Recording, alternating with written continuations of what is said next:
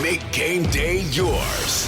Tickets, food and drinks, stats, and streaming. Everything you need is in the Utah Mammoth app. Download today and make game night easy. Download on both Android and iPhone. Just top. Do you love the Tabernacle Choir? This year, the choir's music is everywhere you are. Listen to your favorite choir songs and music and the spoken word anytime you want on Alexa by simply enabling the skill. Alexa, play music in the spoken word. Now playing music in the spoken word.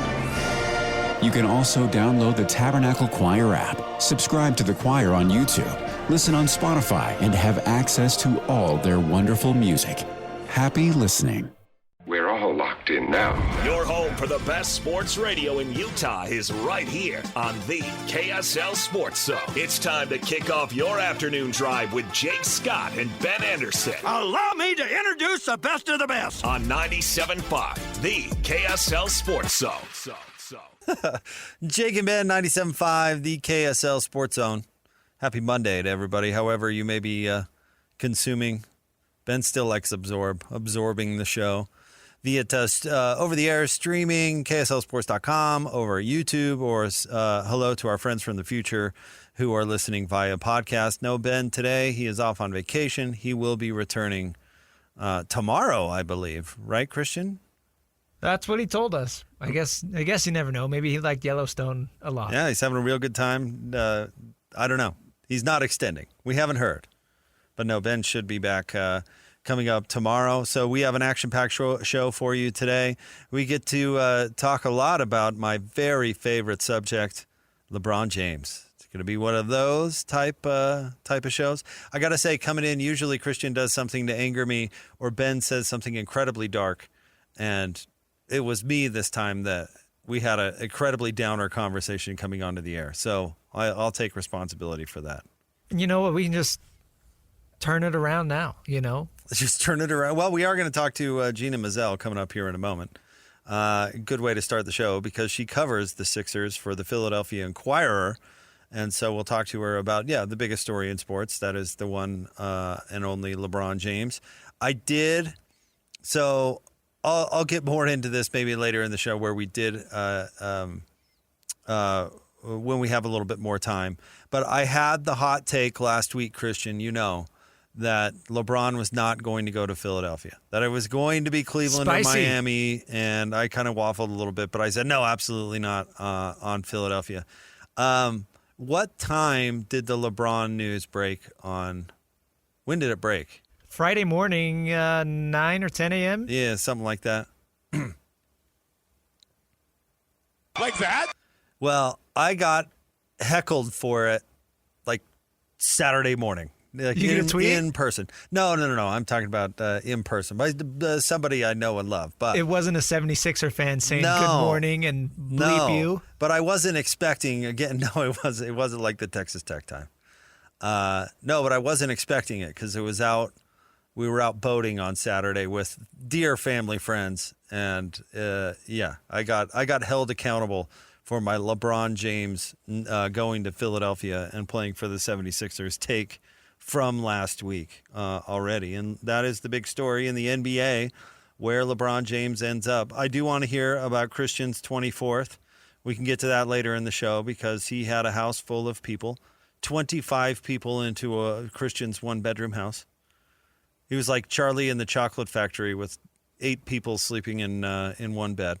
So I want to hear how that went for Christian, who hosted a large chunk of his in-laws over the weekend. That had potential to go good or bad, so we'll find out exactly what happened with Christian. But we do hope that everybody out there had a great 24th and a fantastic weekend. It seemed like things didn't get too out of hand around here, but always fun to have a day off for the station and to spend a little QT with the family. So we'll talk a little LeBron with Gina, get her take on kind of exactly how things played out, how LeBron landed in Philly, and it's hard to say this when you're talking about LeBron James, but what exactly is going to be his role for the 76ers.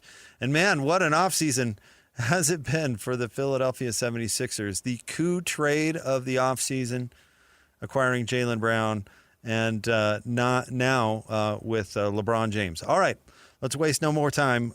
She covers the 76ers for the Philadelphia Inquirer. She is Gina Mizell with us here on Jake and Ben. Gina, thank you for a few minutes. How are you?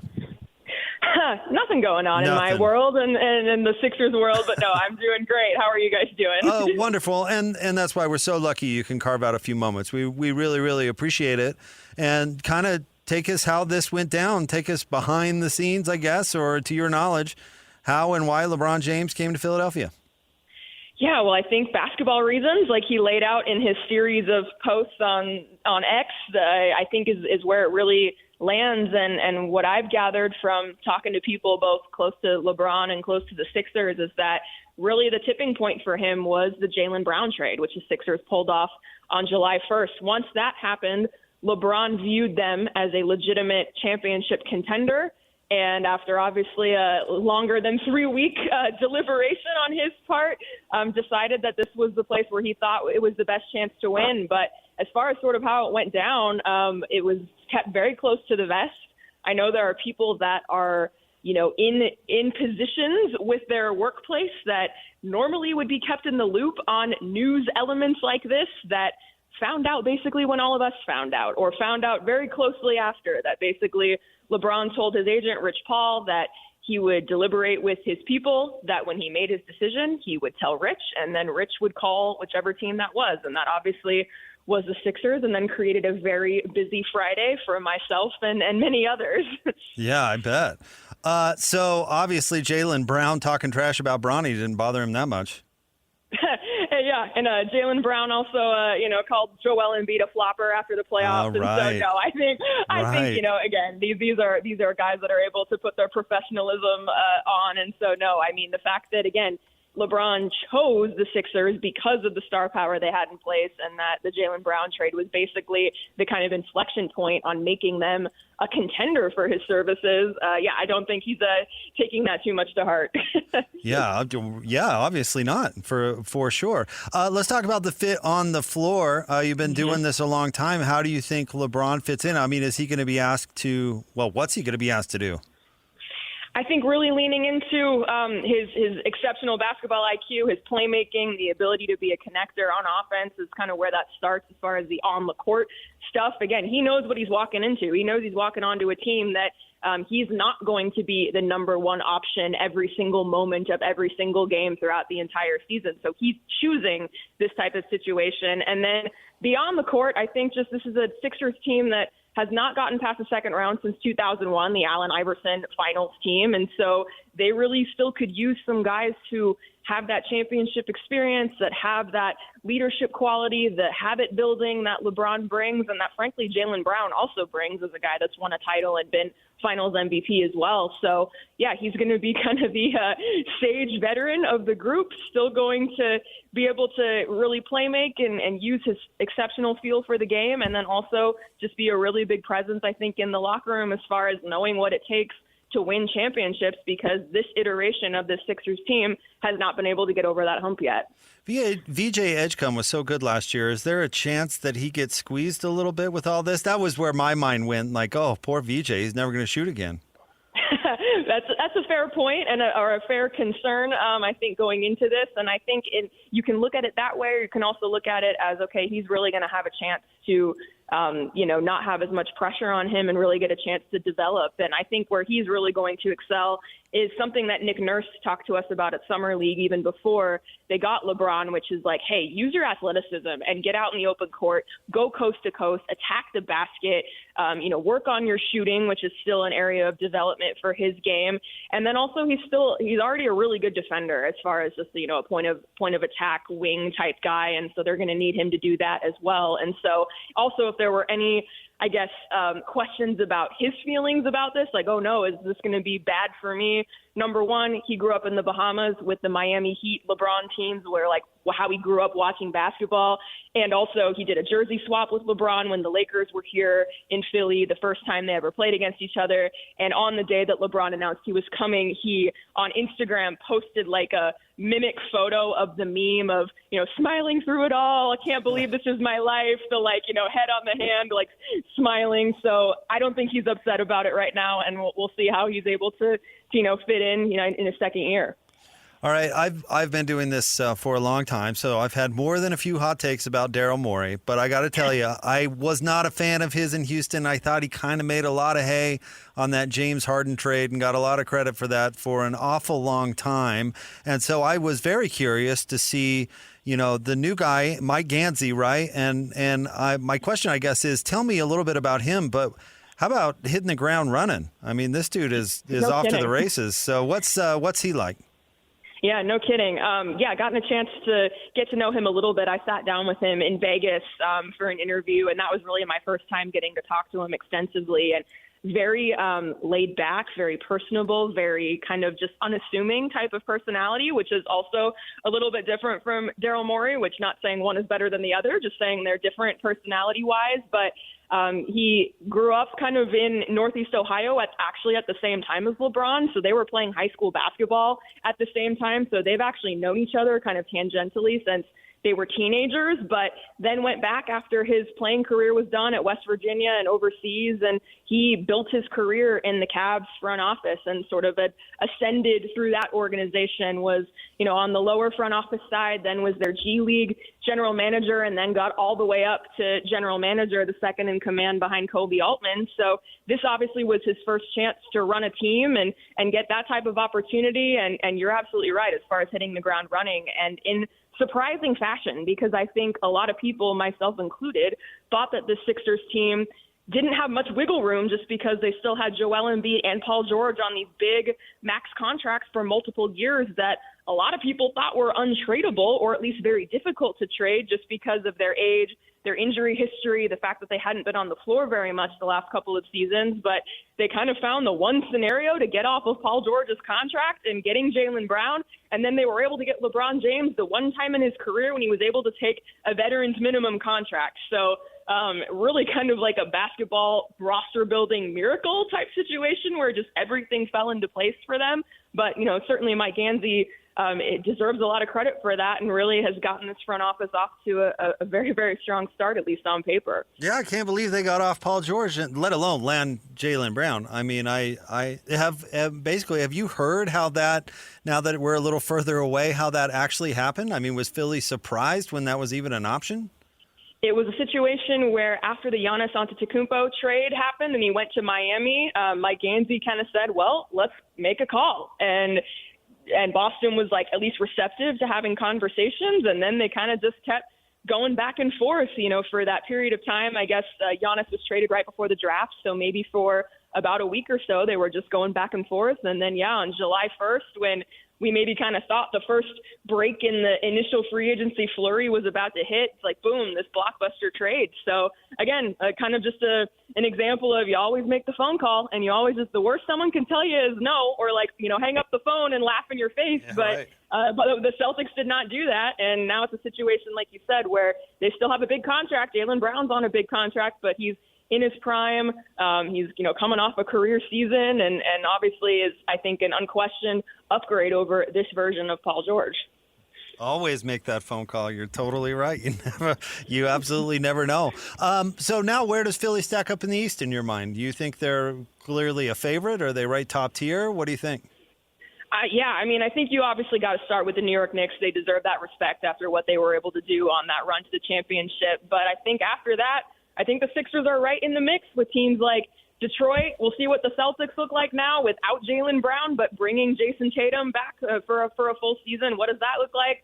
Where do the Cavs slot in? Where do the Raptors? Do they actually get Kawhi? Where do they fit into this whole thing? So the East is going to be really, really interesting this year as far as the depth of the conference. And, obviously things like health will always be a factor and a variable as far as all that's concerned. But I think the legitimate title aspirations are realistic for this team. And so, you got to give all the respect to the Knicks as the defending champs. But as far as the biggest challengers to them. And then, in the West with the San Antonio Spurs and the Thunders of the world, I think the Sixers are kind of right in that mix behind the Knicks. To your point on health, are they still too dependent on the health of Joel Embiid? This certainly takes some pressure off, I think, as far as now the Sixers universe will not just revolve completely around Joel Embiid. And even going back to his final press conference after their season ended and when they were swept by the Knicks, he was actually relatively optimistic and hopeful that even though he had the appendectomy, he had an oblique injury early on or late in the season last year, they feel like they had figured out how to manage his knee, which was his chronic issue over the last couple of seasons. And that between him, the strength and conditioning staff, the medical staff, they felt like they knew what they were going to, how to get him to where he could play on a more consistent basis. So again, actions over words. We'll see if that actually comes into play and he's able to, log more games this coming season. But as far as fit and kind of style of play and everything we were talking about before, I'm just really interested to see how much the offense is catered toward him versus the young guards versus Jaylen Brown versus LeBron James. There's going to be a lot of figuring out to do, but the Sixers are better when Joel Embiid is healthy, or they're at their best version when he's healthy, and I think that's still the case. But I do think things are now shifting a little bit in that he's not the center of the universe every single day moving forward. So it's going to be a change for him, I think. What's he like to cover? I enjoy it, honestly. He's a guy that he's going to speak his mind. He has the Troel Embiid moniker on Twitter for a reason, but him and I have a good rapport, and he always has interesting things to say. But again, the last couple years have been a struggle for him injury-wise. He's admitted that mentally it's been a challenge at times, and that he's been seeking therapy and things like that. And so, again, I think a lighter load on him in every sense of the word, I think, could go a long way for him. So I'm interested to see what this version of Joel looks like with a star-studded cast around him. Being in the media, as I mentioned, for a little while, it's stories, or let me say this: interesting things to talk about come and go, right? But the demand for stories is always consistent, and so you've got to enjoy the time when stories are plentiful, because that doesn't always happen that way. So you are right in the world's best storyline market at the moment. Enjoy it, and we appreciate you coming on with us. No problem. Thanks for having me, guys. Thank you, Gina. Thank you very much. There you go. That is Gina Mizell. She covers the Philadelphia 76ers for the Philadelphia Inquirer. She was really good. Gina's been doing it for a long time.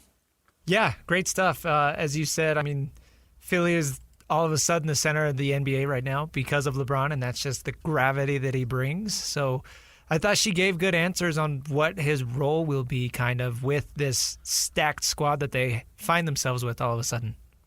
It'll be I will be curious to see the dynamic, because the role he should play for the Philadelphia 76ers, he would probably average 15 points, 13 points maybe, but then also average, 8 to 10 rebounds and maybe 8 to 10 assists. So is the ego able to say, oh man, those numbers, the newspaper the next day and the box score isn't going to look great, but that's what would give his team the best chance to win. I agree. And she kind of alluded to it. I saw some reports this morning saying that LeBron might be playing kind of a point guard role, the distributor, helping set everybody up because he's got his famous basketball IQ. But the problem is that Maxey is the point guard. Right. And VJ Edgecombe needs to have the ball to be effective. So, honestly, the best role for LeBron is stand there and be a connective passer and make open shots when you're given and rebound. But I don't think none of that is glorious. None of that is dribbling while the announcers talk about how good you are. A lot of that is unseen. You know what I mean? Exactly. The good news for him, though, I think he could probably continue to cherry pick and get a lot of easy buckets that way. A lot of young legs on the floor with him. Yeah. Him and Joel, both two best cherry pickers in the league. Exactly. It's tough to get back on defense. So I don't know. I don't think it's and again we can talk a lot about this. I think Nick Nurse is a flawed but decent coach, but I think he's got a really interesting challenge. Because think about it. I mean, LeBron should probably be their power forward. I mean, again, what does power forward even mean anymore?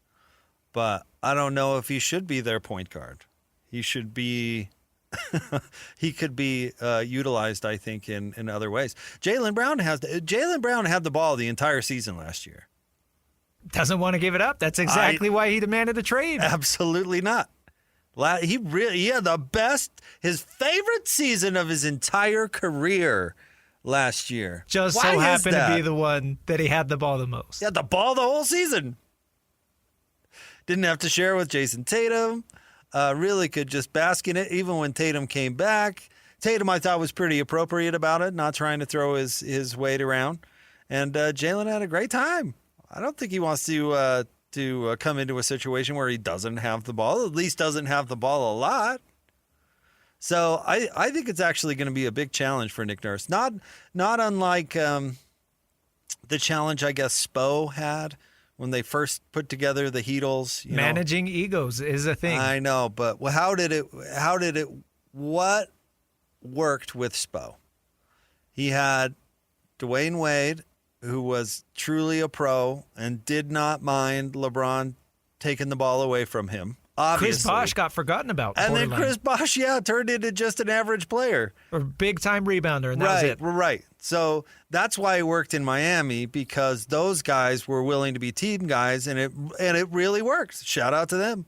Chris Bosh probably a Hall of Famer because he made that decision. But he was no longer a 25-10 kind of dude like he was when he was in Toronto. But the question now with Philly is, will LeBron be the Chris Bosh?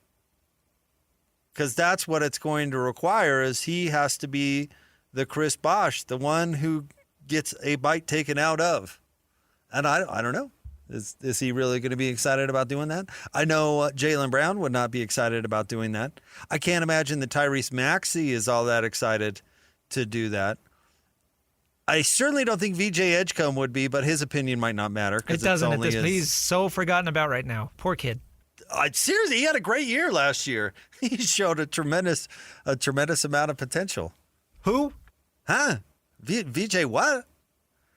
Which unfortunately is kind of what happens when LeBron eclipses everybody. The good news for Edgecombe, though, is that LeBron is a geezer, and despite what he might tell you, he cannot play forever. And VJ's got a lot of great years in the NBA around, so maybe you can, like Rajon Rondo, a title, get that out of the way early on in your career on a veteran team, and then move on. I don't know, but I do feel bad because he's the one who's going to get squells for sure. Because think about it, Embiid when he plays, he's not out there to take a back seat. No. In fact, everybody, including Coach Lacombe earlier today, was talking about how he's the linchpin into Philadelphia's success. And honestly, if you want to look at sheer talent and ability to dominate, he is the best player on that team when he actually plays. And I love Jaylen Brown's game, but he's not as dominant as Embiid is. He's just not. No, I don't know if anybody is. Maybe he won an MVP. Yeah, best player in the league that year, and I thought deserved it, which I guess was somewhat controversial at the time because everybody wanted to get Jokic, give it to Jokic again, and maybe he was the best player. But Embiid's dominant. He's huge. He's super skilled. He's awesome. And he used to be awesome on both sides of the ball. I don't know if he's quite as awesome now that he's in his 30s on defense. So how's it going to go? How are those shots going to be distributed? And how will everybody get along with LeBron's film crew? How's that going to go? Yeah, fortunately, this whole saga is going to be caught on camera. And again, if they don't win the title, all those teammates right under the bus. You know what I mean? Yeah. Right under the bus. LeBron's team fails him again. I don't know. We'll see. She still has the Knicks far and above in the Eastern Conference. I don't know if I quite agree with that, but I don't know if this Sixers thing is going to work either. So maybe it's all still wide open. I don't think LeBron is what puts the Sixers over the edge. I still kind of had him in that conversation after the Brown trade. Yeah, they had a high ceiling after they traded for Jaylen Brown. Yeah. How much higher does their ceiling get because of LeBron? I don't think the ceiling really changes. All that much. Deeper. They're a deeper team. But what role is LeBron going to play? I think that's a really fascinating question. Because basketball-wise, I still think Miami would have been a better fit. But I saw the rumors, and who knows? Maybe they're just rumors. They certainly were far from official reports, but that Giannis might not have been all that wild about the idea of having LeBron and his film crew on the team. Why would he? I don't blame him. I don't really either. No. If I'm Giannis, I don't want to get thrown under the bus. No, thank you, sir. In a Netflix doc. Nope. Real Housewives. Hard pass. Oh, and we can get more into this, but did you see the rumor? And, of course, this rumor was going to come out that LeBron would have signed in Cleveland if they would have picked Darius Garland over Donovan Mitchell? Yeah, his team was reportedly shocked or surprised that Donovan Mitchell was still in Cleveland. Adele pulling the strings. Do you remember when that battle was going on between those two? And Garland was basically said that he wanted a trade, that he had a trade request. And then all of a sudden the reports start coming out that Donovan Mitchell is the one who had their coach fired and that Donovan is the real coach killer and all this stuff. It's a shady business out there. Yeah, dude. And now he's not going back to Cleveland, even though that's the narrative. That would have been the most LeBron thing ever. This was not. I would not have predicted. All right. Stay tuned. We've got a busy show for you today. Sam Farnsworth, our good friend from KSL TV, is going to join us at the top of the 3 o'clock hour. And we're hoping to talk to Scotty G probably sometime around the top of the 5 o'clock hour. We're out to our guy Keith Smith to give us a national perspective on what's going on in the NBA. So we are very busy talking a lot of NBA basketball. It's the Jake and Ben Show, 97.5, the KSL Sports Zone. This episode is brought to you by Progressive Insurance. Do you ever think about switching insurance companies to see if you could save some cash? Progressive makes it easy. Just drop in some details about yourself and see if you're eligible to save money when you bundle your home and auto policies. The process only takes minutes, and it could mean hundreds more in your pocket. Visit Progressive.com after this episode to see if you could save. Progressive Casualty Insurance Company and Affiliates. Potential savings will vary. Not available in all states. Make game day yours. Tickets, food and drinks, stats, and streaming. Everything you need is in the Utah Mammoth app. Download today and make game night easy. Download on both Android and iPhone. Just top. Evening. Buyer's remorse. Buy a new car? I'll be moving in. Let's get started. Sorry, I think there's been a mistake. I bought it from Carvana. You what? Yeah, great price. I even have 7 days to love it or return it. So there's no... No buyer's remorse. More like buyer's rejoice. I guess I'll let myself out. Congratulations. I mean it. Buyer's rejoice. Buy your car today on Carvana. Limitations and exclusions may apply. See our 7-day return policy at Carvana.com. Looking for a home that keeps you connected to Silicon Valley without the usual barriers to entry? The Gates in Morgan Hill by City Ventures is a walkable neighborhood near downtown restaurants, outdoor trails, and an easy commute to the Bay Area. It's a small town setting with access to major career hubs. Every home is all electric with buyer-owned solar included. With limited availability, now's the time to take a closer look. Discover your new home at cityventures.com. That's cityventures.com. This is the story of the one. As a maintenance engineer at a beverage manufacturing plant, he starts his day knowing every line is ready to run because Grainger delivers the industrial-grade products he needs to keep mixers, conveyors, and packaging equipment moving. With Grainger's vast selection of bearings, belts, and motors, he keeps operations running smoothly, so nothing grinds to a halt. Call 1-800-GRAINGER, click Grainger.com, or just stop by. Grainger, for the ones who get it done.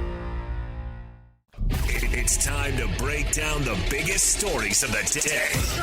This is the top 3 stories of the day on KSLSports.com. 97.5, the KSL Sports Zone.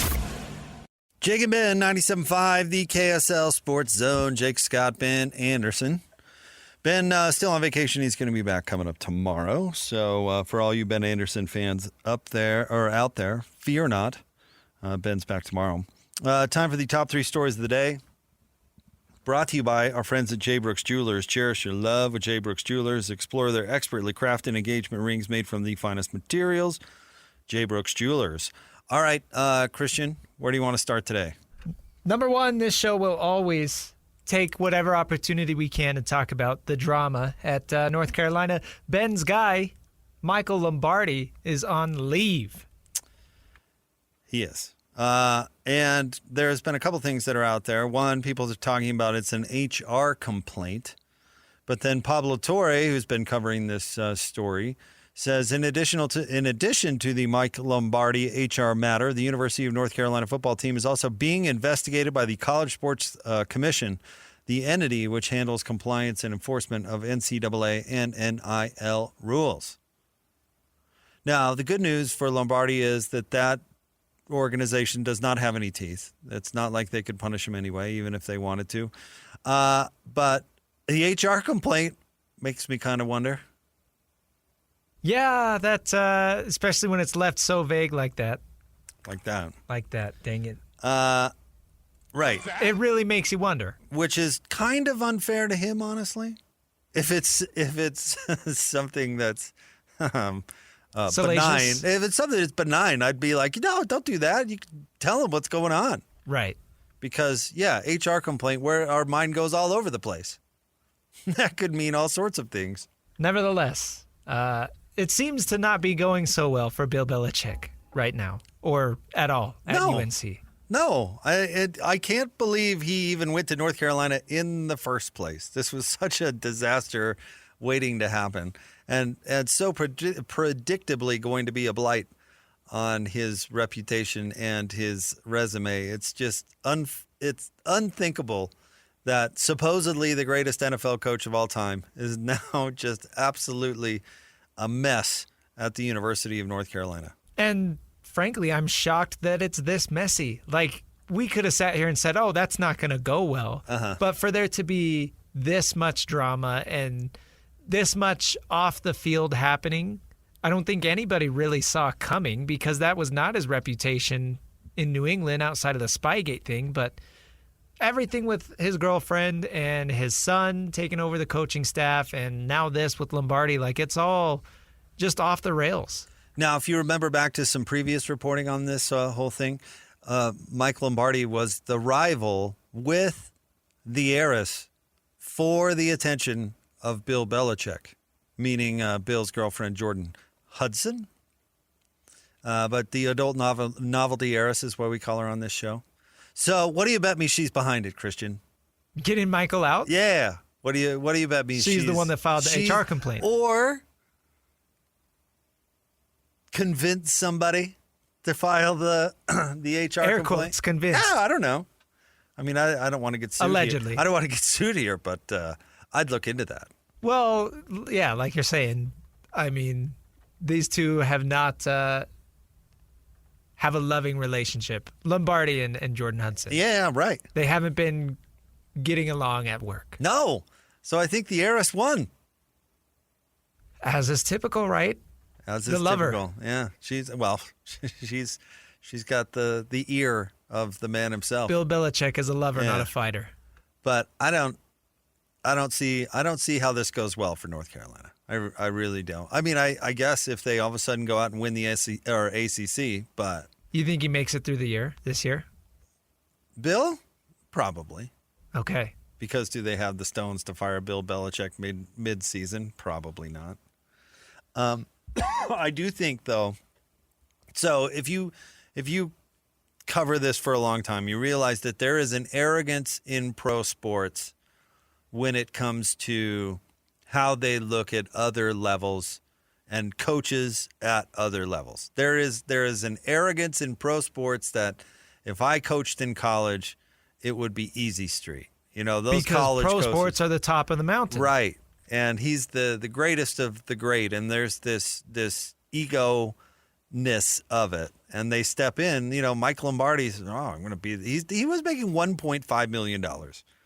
And remember their whole attitude when they got here is we're going to make this the 30, whatever it is, NFL team, and how we're going to run this just like the NFL. And I'm the great Bill Belichick, boy. And it's a different thing. And you realize that just because you were coaching at the pros doesn't mean that you're necessarily a good college coach or a good high school coach. Oh, I'll tell you, Eric Kerr, the new coach at Weber State, was on with Scotty G and the coach earlier today. He's going to learn that lesson the opposite. And I'm sure next year at this time, if you talk to him about, geez, what'd you learn about coaching in college? He's going to be like, wow, everything. I didn't know anything, because high school and college are totally different. But that's also true going the other way. You know, pros coming into college to coach college basketball. You know, I bet you Alex Jensen is learning some lessons. Kevin Young's probably learning some lessons about how, well, I thought it'd be a little easier stepping into college, you know. Regardless of your success level, you learn a ton of lessons because it's a totally different game. So, and our guy Mike Malone's going to learn that same lesson at North Carolina too. All right, what's next? Number 2, Brian Kelly, along with Doug Peterson, were both hired by CBS as analysts this morning. Brian Kelly's actually going to be on the call for BYU versus Colorado State. You think he's going to bust out his fake Cajun accent? Man, I hope so. I mean, if we're lucky, fingers crossed. I wonder how good he will be as an analyst. The problem with taking these coaches that are just taking gap years or whatever is they don't care, and then they don't do a very good job, and then they're gone next year. I don't know. Brian Kelly certainly didn't succeed at LSU, but was he bad enough that he's never going to get another job again? I doubt it. So he's going to be doing this gig for CBS, and then he'll be somewhere else. But the problem is, in the meantime, what kind of job do they do? Especially as a game analyst, because that takes a lot more work than just showing up to a studio. Like Urban Meyer, before he was on Fox, before he took the Jacksonville job and then went back to Fox, and he did a pretty good job. But in the studio is another thing. I mean, that's easy street. Brian Kelly, where is that BYU Colorado? Is it in Boulder? Or is it in Provo? Either way, it requires a lot of travel. It traveled days before the game, specific prep meetings, all these things that coaches, that take effort, that a lot of times coaches just riding out the gap year aren't necessarily willing to give. It's a lot of work. It's an actual job. It's not just a fluff piece that, you get to show up on Saturday mornings and have a good time. But sometimes they treat it like that.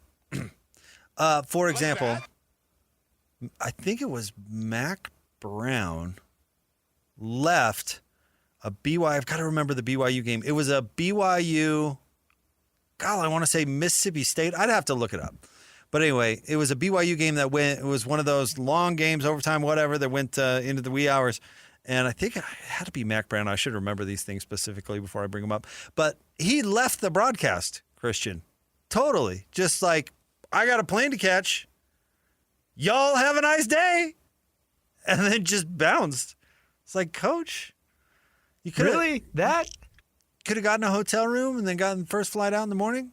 Salt Lake International has a lot. I don't know if you know this, but it's a Delta hub. It's got a lot of flights that come in and out all day long. You could have just, I don't know, crashed at the Marriott. Again, it's these personalities that think that they are too big for this job. As you say, they're treating it like a gap year. Yep. And CBS is probably paying him $1 million because they're so excited to have his name around the building. And some poor producer now is like, oh, great, I got to prop up Brian Kelly for an entire season. That sounds terrific. But yeah, Brian's got to fly into Denver. You got to drive to Boulder. You got to do all those things. I don't know. Maybe he'll want to do it, but I doubt it. I can't imagine. No. All right, what's next? Number 3, more on LeBron to Philly. So it was Shams actually reporting that LeBron James is going to play at least some point guard for the 76ers and help facilitate for the other stars on his team. Yeah, because Shams would know that. Right. Because where does Shams Best get it? basketball mind I know, Shams. Where does Shams get his information? Isn't that funny that Rich Paul's already speaking that, Adele's already speaking that into the universe? Could be the point guard. Hello. Gonna run the show. It wasn't Nick Nurse that told Shams. There wasn't Nick Nurse that did any of that. Nick Nurse didn't come out and say that. No, heck no. That's them just trying to speak this role onto the team to be, this is going to be about LeBron. This title is going to be about LeBron James and his swan song. We can talk about this more later, but this feels, if you want to talk about, I guess last week we were saying that if it truly is about lifestyle, you're picking Miami.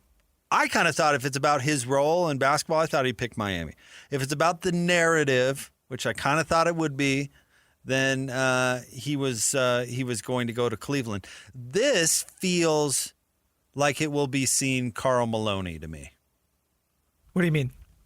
Karl Malone left the Jazz for one season to go to form this super team you mean bandwagon. with the Lakers, and then it came up short, in large part because Karl got hurt. But in the perspective of history, I think the NBA world looks at it as desperate. Yeah. And it was kind of desperate, right? And Karl did the same thing. He passed on I think Larry had a contract worth somewhere in the neighborhood of $25 million for Karl to stay and play with the Jazz. And Karl took a vet minimum, whatever was left kind of deal, and went to the Lakers. And they got all the way to the finals, and they came up short. And I think for the most part, it's looked at as a thirsty move by Karl, not a one last crack kind of thing. Right. Out of the teams listed and in the conversation, Philly, before LeBron James, has the best chance at winning a title, presumably, right? I do wonder if the lifestyle thing also plays into it, because have you seen he's reportedly going to live in New York City and helicopter to Philly? Which, how could I put this? What is it with LeBron crapping on these markets? He's on the golf course and he's just crapping on Memphis out of nowhere. Do you remember that video? I don't know if we play that for the audio vault where he was just talking about I think we did, yeah. What a crappy city that Memphis is and how they should move it to Nashville. Dude, Philadelphia used to be the capital of this country. I have multiple friends who've lived in Philly and love it. My friend Sarah lives there now and she loves Philly. What's up with you too good for Philadelphia? One of the great cities in this fine country? Got a helicopter in from New York? How pretentious is that? What was did he ever have the name of like his media studios or whatever that he started in LA? Wasn't that like his whole thing, right? He wanted to move to LA to start all this production stuff, right? Right. So I just wonder if he's moving a lot of that to New York City now because, that is the LA of the East Coast. Can you imagine Salt Lake, how this market would react if they got a big basketball player and they're like, yeah, we're going to chop her in from Vegas? Yeah, it's only a 45-minute flight. Oh, man, we would take such offense to that. You know what I mean? Yeah, that would be really funny. If you're a Sixers fan, don't you look at that and say, what, you're too good to live in Philadelphia? And Philly fans are psychos. Well, I know Philly's got its quirks and Philly's got its problems, but who doesn't? You know what I mean? Well, I'm saying that you don't want to tick off that fan base. No, I certainly wouldn't want to insult where they live. But yeah, good luck with your helicopter ride. I'm sure the Upper East Side of Manhattan is lovely. It's LeBron's world, and we're all living in it. Living right there, yeah, I'd say. So anyway, also, yeah, it's Donovan Mitchell's fault. He's not in Cleveland. I found that storyline also somewhat entertaining. We'll get into more of this throughout the show. Sam Farnsworth joins us at the top of the 3 o'clock hour. More next, 97.5, the KSL Sports Zone. What you think of my new saddle, Lizard? Oh, yeah, it's swell, mate. Proper comfy. Just one of the upgrades I've added to this puppy. What else have you got on here? New air intake filter, quick shifter, and a beefy muffler. Well, that's why you ride with Geico motorcycle insurance, so you can cover your custom parts and equipment. Now let's hear that muffler purr. All right, hang on tight to my love handles. It feels good to ride with help. It feels good to Geico. Make game day yours. Tickets, food and drinks, stats, and streaming. Everything you need is in the Utah Mammoth app. Download today and make game night easy. Download on both Android and iPhone. Tusk Top. Looking for a home that keeps you connected to Silicon Valley without the usual barriers to entry? The Gates in Morgan Hill by City Ventures is a walkable neighborhood near downtown restaurants, outdoor trails, and an easy commute to the Bay Area. It's a small town setting with access to major career hubs. Every home is all electric with buyer-owned solar included. With limited availability, now's the time to take a closer look. Discover your new home at cityventures.com. That's cityventures.com. All systems go. This is Jake Scott and Ben Anderson. Now, every day from 2 to 6 on 97.5, the KSL Sports Zone. Jake and Ben, 97.5, the KSL Sports Zone. Sam Farnsworth is going to join the show at the top of the 3 o'clock hour. Of course, our buddy from KSL Channel 5. We want to remind you that we're teaming up with Beehive Meals, honoring people that impact youth sports in our communities. Nominate the youth sports volunteer you know for the Beehive Meals Hero of the Week. You can do so at kslsports.com/contest. Then listen every Thursday afternoon to this show, Jake and Ben. It's the Beehive Meals Hero of the Week. Christian has an update for us on the Mike Lombardi story at North Carolina. He's been put on administrative leave thanks to some sort of HR violation. And now perhaps they're also being investigated by the NCAA. But, Christian, you've unearthed a juicy detail. According to some sleuths going through his Instagram, apparently he was a sucker for thirst traps. And for us old people, Christian, you define thirst trap as? Well, I don't really know the ultimate goal, really. It's just a provocative picture or video? Right. Okay. Provocative picture or video. Okay. But he was on his Instagram. He would go through and repost these. Like, it's one thing to just view them, but he was reposting them, or at least one. Maybe he thought he was on his burner still. I don't know, but got to get that out there. He was had a soft spot for the thirst trap videos. For those thirsty videos. Okay. All right. Well, that's probably not a good sign. Oh, I never. I honestly don't understand that impulse that people need to share that part of their lives. You can keep that personal, Mike. Yeah, I don't know. Keep that, but you think it's he did not switch accounts. That definitely, or maybe it was an accident, right? Maybe he accidentally reposted it. But no, I think it's just sometimes these guys just get used to living this lifestyle of getting whatever they want, you know? And then they get to a certain point where that's not allowed anymore. So and they don't know how to give it up. He just got lazy. Got lazy. You got lazy. Sure. You got, you get away with everything for a long time. You lose your edge. Yeah, you're not careful anymore. You anymore. Stop fighting the impulse to share that part of your life with the world. His Instagram bio: husband, father of two, lover of thirsty thirst videos. Trap videos. And we have no idea. Again, we have no idea what the HR issue is, for the record. But just by simply leaving it as an HR issue does let the imagination run wild. Yeah, like when Tony Romo was arrested the other day and booked into jail. We immediately found out the reason. And although it wasn't, a good thing, we know the issue. Yes, we do. But that has to do with the legal system, which this does not. Although North Carolina is a public university, so I would guess we're going to find out this information at some point. But Tony, that's coming out whether he likes it or not. Right, but what I'm saying is I guess if there's a reason we don't know what it is, and that's because they don't want us to know what the HR issue is. Yes. So, anyway, way to go, Mike. Now he's out there. I still can't get over this. He was making $1.5 million. I mean, I don't even know what a GM is. Such a fairly new position in college football. It doesn't mean anything. Every GM for every college football team or a college basketball team has a different job. It's not a real job. It's a made-up title.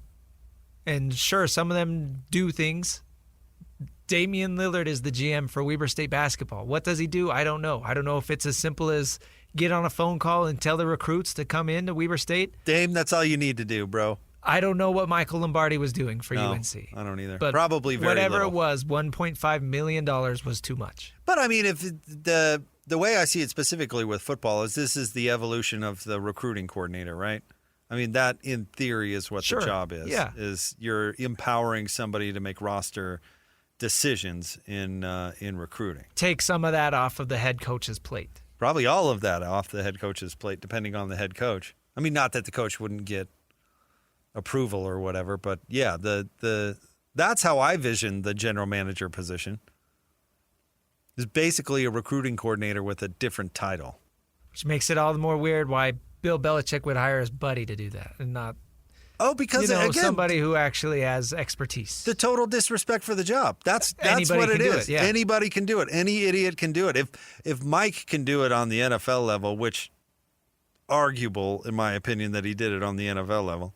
But, then he's going to have no problem in North Carolina. Are you kidding? I mean, it's basically a no-show job because the job is so easy. Not that easy, I guess. I mean, look how terrible they were last year, right? They were terrible. But I don't think it's the terribleness that's getting him here. It's an HR violation. Right. Which could mean anything. Especially could mean anything for a guy who really likes thirsty videos. Switch your account next time, bro. Way to go, Mike. I wonder how it's going to go for North Carolina this year. Can't wait to find out. If you're going to, I don't know. If you're going to do that, why does your Instagram need to be public? Sure. Yeah. There are just so many ways that... I would start with, why do you need to do that in the first place? Right, yeah, why do you need to do that in the first place? I'm giving him some benefit of the doubt. If you're going to do that, take some precautions. Christian, the algorithms out there may have thrust a pretty girl or two into your feed. How did you fight the desire to share it? Scrolled. You just kept going? Yeah. Was that hard for you? Not particularly, no. It's not. You just keep going. Oh, how did that get there? Keep going. Not my type. But Mike's got to be like, share. Everybody's got to see this. All right, stay tuned. Sam Farnsworth joins the show. Coming up next, Jake and Ben, 97.5, the KSL Sports Zone. Not only do these guys give you the best Jazz coverage in the market, they've got you covered with the Mammoth, the Cougars, the Utes, and the Aggies. This is Jake Scott and Ben Anderson on 97.5, the KSL Sports Zone. Jake and Ben, 97.5, the KSL Sports Zone. Let's get right out to the zone phone. Joining us now, of course, you see him on KSL Channel 5 and the new program, KSL Sports Front Row as well. He is our buddy Sam Farnsworth. What's up, Sam? Jake, what's happening, my man? It's good to hear from you. Oh, no, I'm so glad you could come on. We really appreciate it. Ben's off doing the Yellowstone thing, so, we got to pull out the big guns when Ben's gone. You know what I'm saying? Well, I don't know about that, but hey, Yellowstone's, I like it up there. It's been a while, but I like it up there. It's a good vacation. Good for Ben. Go see Old Faithful, I guess, right? Some bison, whatever. Yeah, just don't get wrecked like that one guy a couple of weeks ago. Exactly. Keep your distance. How's the front row thing going? I love this idea, you and Jeremiah and Sly. Yeah, it's still evolving, right? But it's been a lot of fun. I mean, this is something that Jeremiah kind of pitched, and it really is a great idea, with the evolution of what sports media is, just being able to go to a platform like YouTube where we're not restricted with time limits. We're not restricted with content ideas or things like that. We can really just be creative and take as much time as it needs to discuss the topics we want to talk about and get the guests we want to get on. So it's been really fun. Yeah, me, Jeremiah, and Sly, kind of a debate-style program where we hit some of the hot topics of the week, and then we'll bring on a guest or two. More recently, our guests have been the plethora of interviews we were able to pick up down at Big 12 Media Days that we've been plugging in there, and then we'll have a little fun at the end too, like do some blind rankings or some social media trends or something like that too. But it's been a lot of fun, and for those who aren't familiar with it that are listening, it's on the KSL Sports YouTube page, and this last week's guests were LJ Martin and Wayshawn Parker, so it was a good episode. Tim Lacombe was on with us this time around, and we'll be putting out the new episode here in 2 days. So, want to get your reaction. We can get to some football coming up too, but your reaction to LeBron going to the city of brotherly love. I know, right? Like, it's funny because we have a guy who works on our studio crew for KSL TV who's a big Philadelphia sports fan, and so he's a big Sixers fan. And we always I still joke with him all the time about, hey, man, you just got to trust the process. And he gave up on the LeBron idea a while ago. So when it hit, getting his reaction over the weekend was pretty classic. He was just absolutely through the moon. That he feels like maybe this is finally the end. It's been since '83, right? That Philadelphia's won a title. So for me, I don't know that I guess I just didn't feel like Philly was the spot for them. I thought, okay, Philly's in a good spot. They already got Jaylen Brown with the trade. They've got Joel Embiid and Tyrese Maxey. You got VJ Edgecombe, who is an up-and-coming star in the league. I kind of liked the roster they had and the possible trajectory that they were headed towards. And now you add LeBron to it. It makes it really, really interesting because I'll be honest, I'm not sure if I believe at this stage in his career. He's still great, but he certainly, I don't think, can carry a team, right? He's got to leave that up to those other names that I mentioned. But having him as an addition to that roster, that could make things really, really interesting in Philadelphia and in the Eastern Conference. LeBron is always concerned about the PR, right? And so this surprised me. I thought the PR move was to go back to Cleveland, for the narrative. Yep. I thought if it was about the lifestyle, he would go to Miami because, why not, right? And I actually thought that was a better basketball fit than Cleveland or Philly for that matter. But I'm surprised he went with Philadelphia because I feel like the PR on it is just like Karl Malone going to the Lakers. Yeah. I feel like it's a little bandwagony, a little desperate.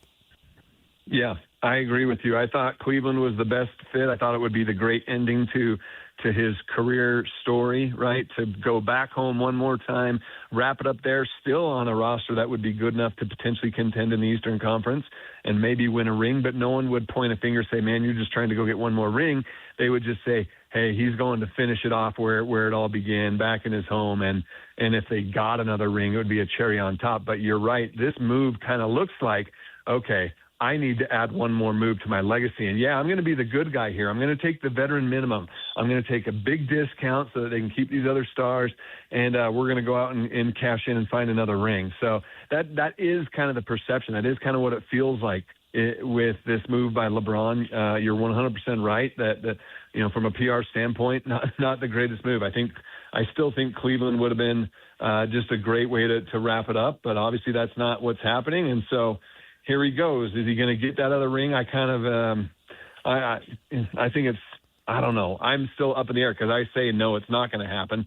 But then I keep thinking about everyone else on that roster, and maybe it will. But it really does feel like this is him pushing to solidify his legacy, that he's trying to make a statement that he is the greatest of all time, that he needs another ring, that he can go off into the sunset like Jordan did with a championship, something like that. And this is his best chance to do it. It feels like that's what the thought process is with this decision. So who's the favorite in the East now?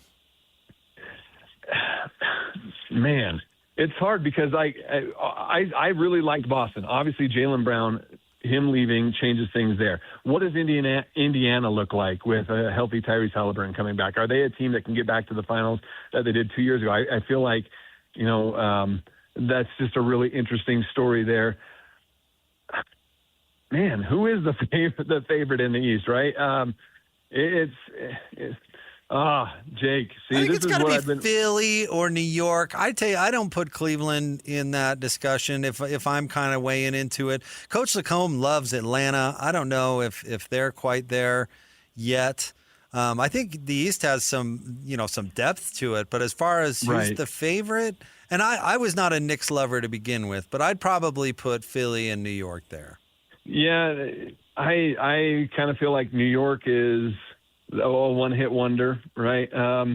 They'll be competitive for sure. For me, it's Philly and Cleveland. Although not LeBron, but Donovan, obviously, his playoff track record isn't great, and if he's the guy leading that team, it just feels like maybe they won't get very, very far in the postseason again. But I do think the East, this might be more depth in the East than there's been for a while. And so I guess maybe that's why it's a little harder for me to really hitch my wagon to any team out there quite yet.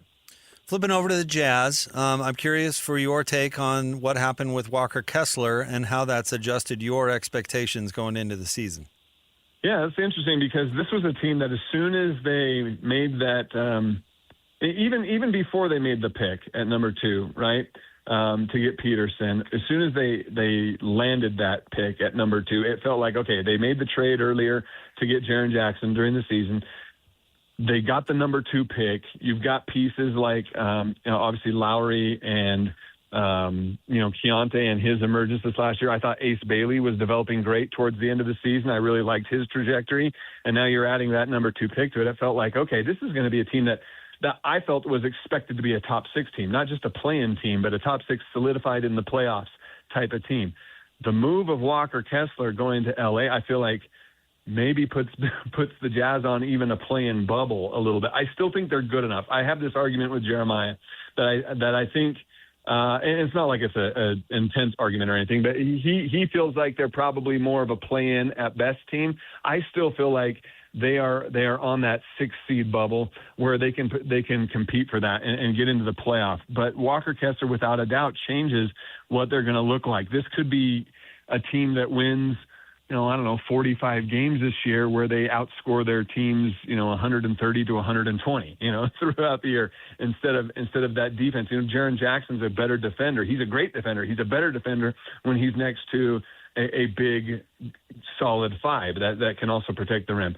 So the Jazz don't really have that. And so that's where I think it's going to be a little more interesting. I still believe the Jazz are a playoff caliber team. They should be in the postseason. I think that should be the expectation. However, again, they're going to be in a lot of shootouts, I think, this year, a lot of offensive shootouts. Here's where maybe I'll side with you a little bit. Although Jeremiah could certainly turn out to be right, of course, because Nurk is not Walker Kessler, and he's certainly not the solution. But who else in the West besides the Jazz got any better? I mean, I would argue Denver is the same, or if not worse. I don't know. I don't know if you're loving LaMelo Ball in Minnesota, but that doesn't really do a lot for me. Oklahoma City deserves credit for not losing a ton of guys, but they didn't add any either. Same. Really with San Antonio. I mean, we all love Walker, right? I don't think he makes the Lakers all that much better than they were last year. Better, yes, but I mean, are all of a sudden they're the favorite in the West? Not really. So I would argue, who in the West did get better? I don't think from like an addition or subtraction standpoint, certainly from an addition standpoint, I don't think that there were any teams that really got better in the Western Conference. But from a trajectory standpoint, I still think of how young the talent is in San Antonio, and if they're healthy, how much better they can be next year. I still think San Antonio is going to be really good next year, probably even the number 1 team in the West. I still think Oklahoma City is going to be great. As long as you have SGA playing in his prime with some of those guys around him, you're going to be a really, really good team. And so I think those 2 teams, just from a sheer progression, the progression of the natural progression of a team and of individual talent. From that standpoint, I think those 2 teams still are able to continue to push the ceiling and maybe even take a step forward. But outside of that, I agree with you. I don't think anyone else did anything to get better, which is part of the reason why I believe the Jazz window opens up for them to be in the playoff hunt, because Denver certainly, it feels like their window is shut, look, they have one of the best players in the world in Nikola Jokic, but they don't really have much else. And it just feels like there probably isn't a lot left in their tank. And, I kind of feel similarly with Minnesota. So for me, it's in the West, it's the Spurs and Oklahoma City again as your top 2 teams. But really after that, it's kind of a crapshoot. And I think the Jazz are in that mix. Switching gears to Big 12 football, because you and I were both down at Media Days. It was fun to see you guys do it, and I know you gathered a lot of great content because I saw you darting all over and getting everybody, so I'm sure it's been fantastic. But let's start here. If you were to rank the top, 3, 4, 5 schools, whatever you want to do in the Big 12, if we still did the poll, what would you have put? I still have Texas Tech 1. So back when KSL Sports, when we all did our vote, we did our KSL Sports preseason poll since the Big 12 didn't do it, and the poll came out with Texas Tech and BYU 1-2. That's how I voted. But as time has passed since then, I feel like that gap is pretty close between Texas Tech and BYU. I think BYU has a very legitimate chance at winning the Big 12 this year, just with the amount of talent that returns. The percentage of contribution from last season, the percentage of production from last season returning to this season, BYU has the second most in the conference by a slim margin to Texas Tech. So I think there's a lot of valuable talent on both those teams come back. I still think they're the 1-2 in the league, but I think it could go either way. However, and maybe this is me just being a little bit more of a Utah media homer, Salt Lake City media homer, but I feel like Utah is just one step behind. And I initially had them 4th or 5th in the conference. I feel like they're probably right up there, close to 3rd. Maybe Arizona's in that mix too. But for me, the big question is, obviously all the coaching changes up at the U, especially offensively. I like Kevin McGiven a lot.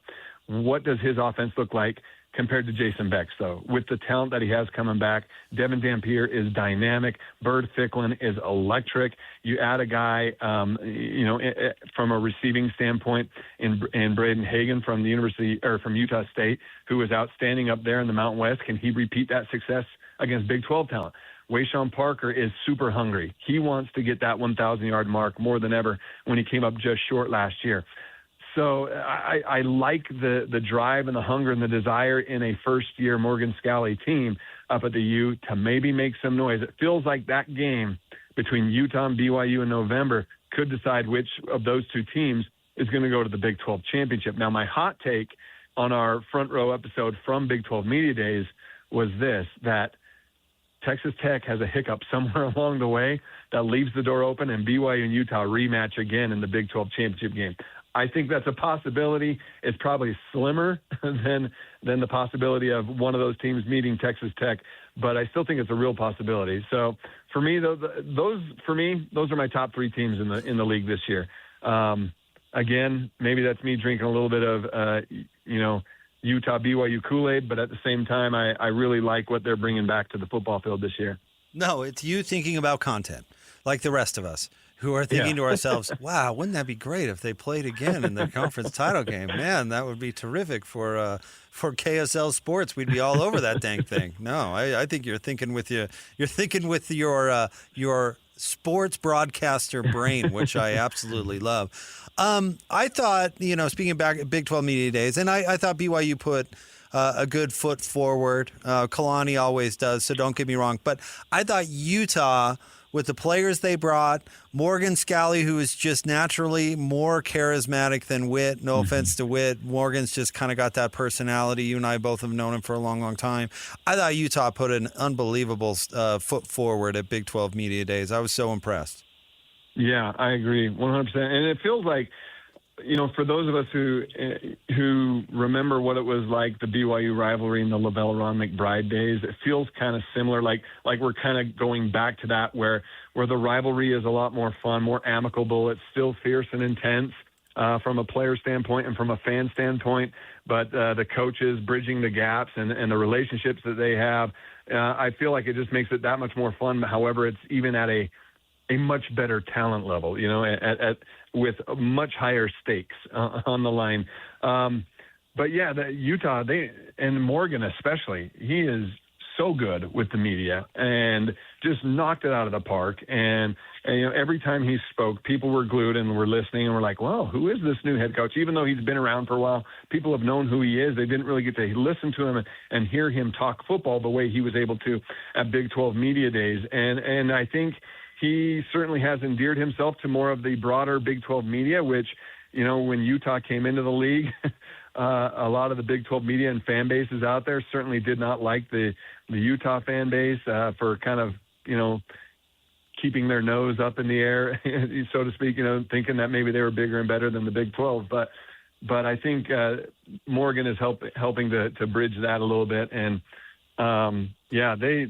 they did such a good job from a media standpoint, from a presentation standpoint down there at Big 12 Media Days. Who was your favorite convo down there? You guys caught up with a lot of folks. Who stood out? Morgan was great. That was my first real kind of in-depth. And obviously our conversation was myself, Sly, and Jeremiah, the three of us talking to him together. But, Kalani,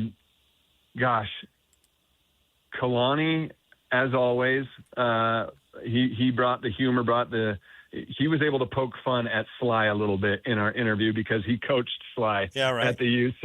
So that made it a lot more fun too. And then just the maturity of Bear Bachmeier. He was a fun interview too, not just kind of a vanilla, reading the Cliff Notes answers type thing, to a media interview. I thought he did really well and was a fun interview. Letting us kind of on the inside see kind of the work that he's been putting in and what his expectations are for a second year at BYU. So, we had so many good conversations, as you guys did as well. But those were probably the most fun ones. Yeah, it was. Everybody's in such a good mood at media days, right. And it makes it for a fun event. Optimism is always at an all-time high at media day. Everyone's going to win the conference. Everyone's going to be, offensive player of the year or whatever. Yeah, it's which makes it fun for us to do our interviews because no one's in an upset, ticked off. We just lost mood. So, how do you think Witt's going to do at Michigan? I like him. I still like Coach Witt as a leader and as a head coach. I think he definitely knows his football. I think I just really like the way, just the way he coaches his teams. He does not succeed very often, if that makes sense. And I like the coaches that he brought with him up there, some of the talent that was able to follow him up there, some of the talent that chose to stay with the coaching change and Witt going up there. There's going to be a lot of pressure on him. There's no doubt about that. There's going to be a lot of pressure on him to deliver. And with their athletic director stepping down, is it after this year, I want to say? I can't remember when he's stepping down. It's at the end of the year, I believe. But I don't know if it's school year or calendar year. I can't remember. Right. So either way, you start to think, okay, when a new AD comes in, they want to stamp, put their fingerprints all over the program. And one of the best ways to do that with a Big Ten program is with the football program, right? And so sometimes I think, okay, if there's any hiccups along the way, especially with an athletic director leaving and a new one, eventually coming in, could that mean Witt is on a shorter leash? Does he have to deliver this year? Does he have to deliver a 9 or 10 win season, be on the cusp of a playoff, go to a bigger bowl game type thing? What does he have to do to ensure that whoever new AD is that comes in says, yeah, you're still the right guy for the job to stick around and doesn't want to make some sort of shake up there? Maybe I'm reading too far into AD changes, but whenever there's an AD change at any school anywhere, that's usually one of the first thoughts that come to my mind is, okay, how do they want to change their athletic department to put their fingerprints on the program? So, but overall, I think he's in a good situation. I think he'll do just fine. Obviously, you got to beat Ohio State. If you beat Ohio State, you're doing a pretty good job up there, and it probably provides a little bit of job security. But I am optimistic that he'll be a 9 to 10 win head coach out there. You doing TV tonight? I'm off tonight, oh, man. Look at you. I kind of feel like I've taken a lot of time off lately, but this is our slow time, and it's been good. It's been rejuvenating for me, and I am getting excited for football to start. I saw that there's a lot of training camps starting this week in the NFL, and I listened to a little bit of Devin Lloyd talking to the Carolina media for the first time yesterday, and it got me getting excited for football. It's not too far away. Do you have a hobby? What do you do with your downtime? And you're a dad and an active dad, and your downtime is rare, I know. But are you into something? Like, I like to collect vinyl records. Do you have a hobby? Oh, that's awesome. Yeah, I like that. I would love to see some of your collection sometime. Hobbies. Yeah, my main hobby is dad. That's not much of a hobby, but my kids are all involved in sports and super busy that way, so that keeps me busy. However, this time of year, usually I kind of have a green thumb. I love to garden. Wow. I think it just came from my dad. He had me working in the garden as a kid growing up, so we usually have a pretty big vegetable garden. We have fruit trees and grapevines and things like that. But we had some family things come up that got us really busy this spring, and then we had a late freeze for our trees, and we have absolutely nothing growing. So this year I'm taking my gardening off. But from a hobby standpoint, yeah, that kind of is. I feel like maybe that's me just getting older. But I do love gardening. Oh, good for you. Whatever is the opposite of a green thumb, that's me. My wife and I can't even have houseplants, dude. They just die. I don't know. I swear I water them, and they just don't live. So whatever that is, whatever you have, I do not have it. That's okay. That's okay, Jake. You've got the vinyl records that I don't have that I kind of wish I did have. Well, come on over one day and we'll jam it out. That's awesome. You have a record player then? You can play them and everything? Oh, yeah. I got a whole setup. That's awesome. Yep. I'm going to put that down on my list now. All right, homie. Well, listen, thank you for jumping on with us. Always great to hear from you, and enjoy a little R&R if you get any. I appreciate it, man. Thanks a lot, Jake. Thank you, Sam.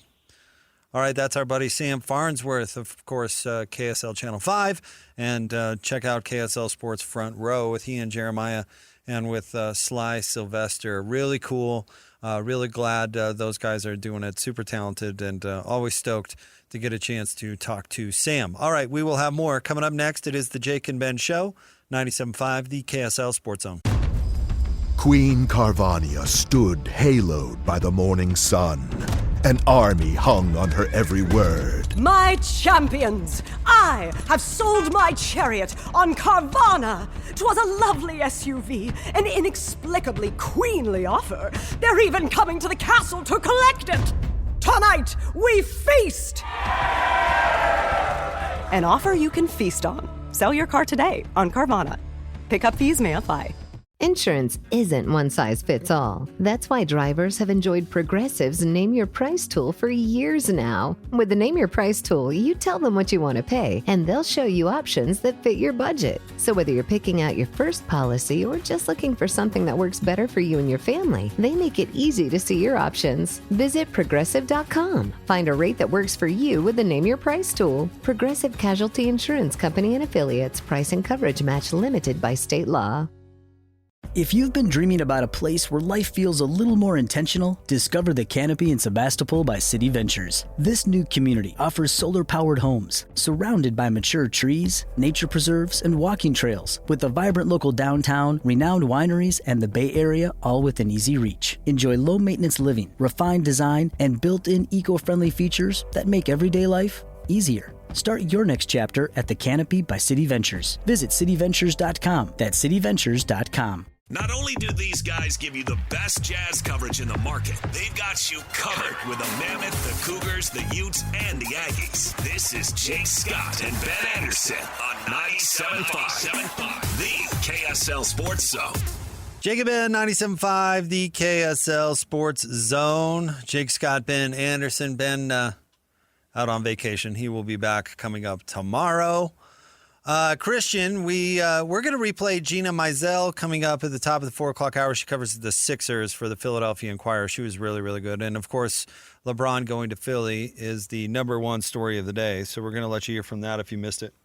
Coming up at the top of the 4 o'clock hour. But because Gina jumped on with us right at the beginning of the show, I didn't get a chance to hear how, Christian, you, when we left the air on Thursday, you were telling us that your your smallish starter home was jam-packed with refreshes here. There was a dozen people staying at your house? Yeah, I think my math is right. Brother and sister-in-law. Okay. There are 6 kids. Okay. My mother-in-law, my wife's grandma. And then you two. And then me and my wife, and I guess our 4-month-old. So technically 13 people. 12 and a half, 13 people. A baker's dozen. Yes. I think you described it well. You described it like Charlie and the Chocolate Factory. Uh-huh. You know, it really was like that. Like that? And you described it to me, though, as overall a success. I mean, it was a couple of nights, right? They got in Wednesday night and left Saturday afternoon. Yeah. So it really wasn't too bad. Like I said, over half of them are children. My 4-month-old, they have an 8-year-old. The rest of the kids are under 9, right? Wow. So a lot of kids, but that means they don't take up a lot of space. So it didn't feel like we had 13 people in our house. They eat a lot, though. They do eat a lot. My brother-in-law told me how much their grocery bill is every month, and I'm sure it's my wild. jaw hit the floor. Yeah, I'm sure it's wild. It's basically a second mortgage. But you took them fishing. I took them fishing. And you can tell me if this was a messed up move, okay? All right. They live in Las Vegas. Not a lot of fishing to do in Las Vegas. They've never really been. Okay. So I take them out fishing for essentially the first time they've ever been. Nothing crazy. I didn't take them, up in the mountains or anything. There's a little manufactured pond out in Syracuse that they stock with trout and bluegill and whatever. So I take them, and we're out there for, I think, 2.5 hours. Nobody catches anything until I get a bite. I'm like, oh, guys, come here. I got a fish. And I reel it in. Now, afterwards, I was thinking, was it messed up for me to reel the fish in myself, or should I have passed the pole to one of these kids that have never caught a fish before, never been fishing? Should I have let one of the little kids catch the fish and reel it in? Absolutely. What are you thinking? I wasn't thinking. That's the problem. Absolutely. So I felt pretty bad about it. But then I tried making myself feel better by saying, well, if I give the pole to somebody and, one of the kids and he catches the fish, then all the other kids are going to be jealous that they didn't get the pole. So that was my... So now they're still jealous, but they're just jealous of you. That's my reasoning after the point, trying to justify my actions. But in hindsight, I really should have let one of these, little kids reel in the fish. Yeah, yes, you should have. Yes, Christian. So that is, Get out of my way, kids. I'm reeling it in. Bad uncle right there. Gonna land a big one. Watch out, guys. Uncle Christian's bringing in this bluegill. So I was the only one that caught a fish. Out of the whole group, you were the only one that caught a fish. That's funny. So my wife had never been fishing, and we went to Kauai for our baby moon before we had our first. And I had a buddy who was living out there, so we went and stayed with him. It was super fun. But she'd never been fishing, so I wanted to take her deep sea fishing. And Christian, I don't have a long, I'm not what you would call a fisherman, but I did grow up going fishing with my grandfather and have been fishing, and enough to know that notoriously bad luck, right? My family gets skunked a lot. We're not good at it or whatever. We'll go up and come home empty-handed with the best of them. But deep sea fishing, you have a guide, that supposedly know what they're doing in the boat, and your odds are a little bit better. With that in mind, we spent most of the morning in our deep sea fishing adventure not catching a thing. So I can tell you, when that rod struck and we had a fish on, my wife was reeling that thing in. Yeah. You know what I mean? Never been fishing, never done it before. She was reeling that sucker in. She did. Caught a nice bonita tuna. There you go. And we only caught 2 all day. But she caught one of them. But she caught one of them. And then my buddy Alex, who had never been deep sea fishing before, he caught the other. Because I had done it before, I wasn't going to jump in line. And those weren't even kids, Christian. We're talking about children. I know. We got a big one on, guys! Get out of my way! Did you at least let them use the net? Oh, I don't use a net. I don't catch anything that big. No, I let them kiss it before I put it back in the water. That's weird. I let them. That's the thing. Yeah, Kissing kiss it for good luck. The fish? Yeah. Oh, that's weird. I let them touch it. They were all freaked out. It flopped and they jumped back. It was funny. Did you make them bait the hook? Some of them wanted to. Others worms? Didn't. Yeah, worms. All right. The 6. There's a lot of them. Yeah, I'd say. Okay. And none of them caught a fish. Next time, let the kid catch the fish. Yeah, Christian. Some of these things, I'm getting used to being an adult now. Some of these things I need to think about beforehand. Let the kids have the experience. It's not all about me anymore. No, I'm surprised you even had a pole in the water. Let them have the poles in the water. You're walking around doing maintenance, I know. I was doing a lot of that. Yeah, I'm sure. Well, it was funny because me and their dad both. He was all about it too. He was, he had a pole in the water. He was trying to get himself a fish. All right. And you like your brother-in-law? He's cool, yeah. All right. Yeah. You wouldn't know, you're marrying his sister. It could not be a rosy relationship, but you And guys know what? are pretty If I good. didn't, they live a whole state away. Which would be nice. Yeah, but we're fine. He's like 8 years older than me, so right now, not a lot in common, but it's All right. cool. Yeah. Okay. Okay. So he was fishing too. That's your excuse. Yeah. Yeah. So he. All right. All right. That's fair. But yeah, I am judging you a little bit. It's okay. I am willing to, I made a mistake. What was your feeling when? And again, you get a good relationship with your in-laws, but when everybody was gone, your feeling was, man, this house is quiet. Yeah. Funny how quiet. Even with a newborn baby. Right. Yeah. Funny Amazing how quiet the house was. Yeah. And you know what? I will say, the first night that they were there, Our son, he probably had the worst sleep he's had in his 4 months of life. He was terrible that first night. But the night they left, my wife worked her first night shift, so it was just me and the baby. Mm-hmm. And that was, I kid you not, the best night that he's had. Oh, yeah, ever. quiet. Because he was like, oh, these people are out of my house. So you had to get up with the kid when the baby just got once up? that night, Oh, yeah. that's not bad. It was pretty nice. All right, good on you. I told you I had a funny story. So we went boating with two families, two friends or whatever, and one of them they brought my buddy Drew. His mother Sally came along, and she was like my second mom growing up. So she is a big listener of the show and a big supporter of mine, and I love her dearly. But they pull up on their boat ride, and everybody's kind of saying hi or whatever. First thing she says to me, "Wow, were you wrong about LeBron James going to Philadelphia?" It's so funny because it was like, oh, of course you were listening on the, I'm right about so much, Christian. I was totally wrong. Your bad takes live forever. Totally dismissed LeBron going to Philly. And first thing I do, or first thing that I hear when I see her, or close to it anyway, was, "Oh, you were not right about that." I was like, no, I didn't think LeBron would go to Philly. That is correct. But man, we had a great time. Hopefully everybody had a long weekend. Hopefully everybody had a lot of fun. My poor 5-year-old Christian. So we went to the pool on Pioneer Day. And she can swim. We've had her take swimming lessons, but she's not awesome at it, right? She knows the swim, float, swim stuff and the life-saving stuff, but she's still, learning how to be super comfortable. And we went to the pool on the 24th, our friend's pool. Man, I've taken advantage of my friends this weekend. But have you ever can I be friends with your friends? Seriously. Have you ever gotten on a rough pool bottom where it wears out the skin on your toes? Yeah. You know what I'm talking about? Exactly. So Maggie, my 5-year-old, was going along the wall the whole time, right? So she was going back and forth and playing, and she was on the wall the whole time. She got that on her fingers. Poor little nugget. Totally wore all the skin on her fingers off and was just basically miserable for the rest of the weekend. Poor thing. That does suck. The worst, right? On your toes is bad enough. On your fingers? So the pool bottom was just fine. Well, she couldn't really touch the pool bottom. That's kind of the point. She was on the stairs and playing, and she would swim a little bit to me or her sister or whatever. But for the most part, she was going back and forth Spider-Man style on the wall. Just rubbed raw. Just her poor little fingers.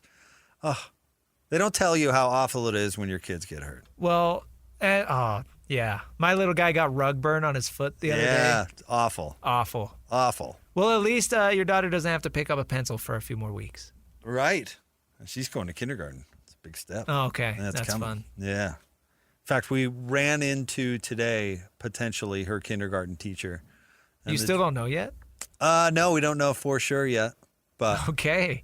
We ran into her, and I can't tell if she's nervous about it or what, but she went up and said, "Maggie, are you excited for kindergarten?" She's kind of like, "Yeah." This little shy, yeah. It's scary. I bet it is scary. Kids are funny, that's for sure. Her poor little fingers, though. But yeah, I got held accountable over the weekend about my bad LeBron take as he ends up in Philadelphia. Stay tuned. We will have more coming up next. If you didn't hear that conversation with Gina Mizell, she was very good. She covers the 76ers for the Philadelphia Inquirer. We'll let you hear that at the top of the 4 o'clock hour. Scott Gerard, not only co-host of Scotty G and the Coach from 10 to 2, but of course the voice of the Utah State Aggies is going to be on with us at the top of the 5 o'clock hour. Stay tuned. More next. 97.5, the KSL Sports Zone. Insurance isn't one size fits all. That's why drivers have enjoyed Progressive's Name Your Price tool for years now. With the Name Your Price tool, you tell them what you want to pay, and they'll show you options that fit your budget. So whether you're picking out your first policy or just looking for something that works better for you and your family, they make it easy to see your options. Visit Progressive.com. Find a rate that works for you with the Name Your Price tool. Progressive Casualty Insurance Company and Affiliates. Pricing coverage match limited by state law. On this show, as entrepreneurs, we often talk about the courage it takes to start something from scratch. Every successful brand begins with a vision, a purpose, and someone willing to take a chance on an idea. And while every founder's journey is different, many share the same determination to overcome obstacles, innovate, and build something meaningful from the ground up. That's why I always enjoy hearing founder stories, because behind every product is a real person who has invested time, energy, and passion into building something meaningful. Walmart is helping customers discover products from thousands of small brands while giving founders opportunities to grow, reach new communities, and share the stories behind their businesses. By making it easier to discover these brands, Walmart helps connect customers with innovative products and the entrepreneurs whose passion, resilience, and creativity help bring them to market. So whether you're an entrepreneur yourself or a dream driver looking to be inspired, it's exciting to see more opportunities for small brands to be discovered. Visit Walmart.com to learn more about the small brands and founder stories available in your community. Now at McDonald's, wake up to a $4 breakfast meal deal. Wake up to a sausage McMuffin or sausage biscuit, to hash browns, and wake up to a hot coffee. Get your $4 breakfast meal deal. Limited time only. Prices and participation may vary. Prices may be higher for delivery. Hi, Ryan Reynolds here for Mint Mobile. Are you looking for a beach read this summer? May I suggest your big wireless bill? It's got suspense, mystery, a slightly flat, emotional arc, and a shocking twist where you realize you've been overpaying the entire time. Fortunately, though, Mint's story is better. Every plan, $15 a month. Even unlimited. That's it. Happy ending. Zero tears. Give it a try at mintmobile.com/switch. Upfront payment of $45 for 3 months, $90 for 6 months, or $180 for 12-month plan required. $15 per month equivalent. Taxes and fees extra. Initial plan term only. Greater than 50 gigabytes may slow when network is busy. See terms. Make game day yours. Tickets, food and drinks, stats, and streaming. Everything you need is in the Utah Mammoth app. Download today and make game night easy. Download on both Android and iPhone. Tusk Top. Not only do these guys give you the best Jazz coverage in the market, they've got you covered with the Mammoth, the Cougars, the Utes, and the Aggies. This is Chase Scott and Ben Anderson on 97.5, the KSL Sports Zone. Jake and Ben, 97.5, the KSL Sports Zone. Jake Scott, Ben Anderson. We're going to let you hear from Gina Mizell coming up at the top of the 4 o'clock hour for the latest on LeBron James signing with Philadelphia 76ers, which is the biggest story out there in sports today. That is for sure. Did you see the further reporting, Christian, on the YouTube press conference leak from the Heat? No. What's the fallout? Because they were clearly wrong. They were clear. This is from Ramona Shelburne. Who reports, in fact, let me read right from it. But even, he said he had no idea which direction, speaking of Rich Paul, was leaning until the two spoke in depth Thursday evening and a final decision was made at 1 a.m. Eastern on Friday.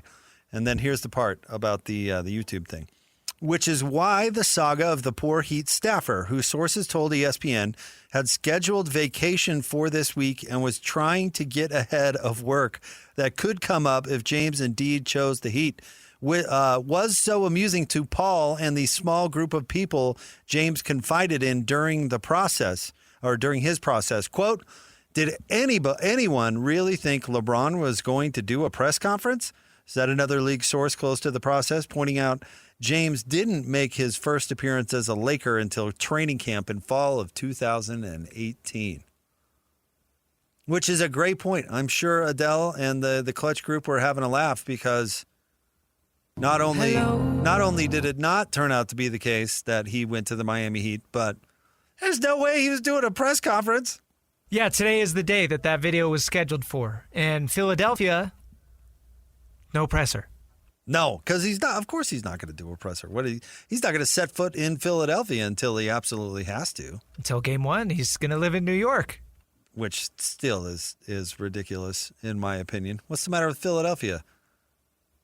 I'd take it as a personal insult if I were a fine resident of the city of brotherly love. Doesn't like Memphis, doesn't like Philly. Come on, LeBron. It's either New York or L.A. Or Miami. Pretentious. Super pretentious. But yeah, that's the story. The staffer was going on vacation. trying to get ahead of the story and work that maybe had to be done while she was gone. It's just one of those things that was a waste of time because LeBron was never going to have a press conference in Miami, even if he picked the Heat. I mean, that makes sense. Like, do you know how many articles get written that never get published?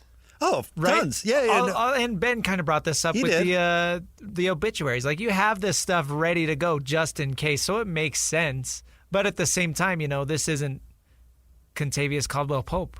No. This is LeBron James. Yeah. No, I think I would still fire the staffer.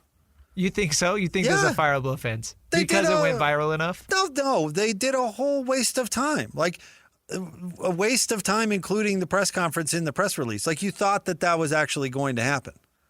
This is LeBron James. This isn't the second-round pick you just drafted. He's not coming in town to do a press conference. That person wasted their time with that whole thing. Kind of. But, yeah, there you go. That's the story. The poor Heat staffer.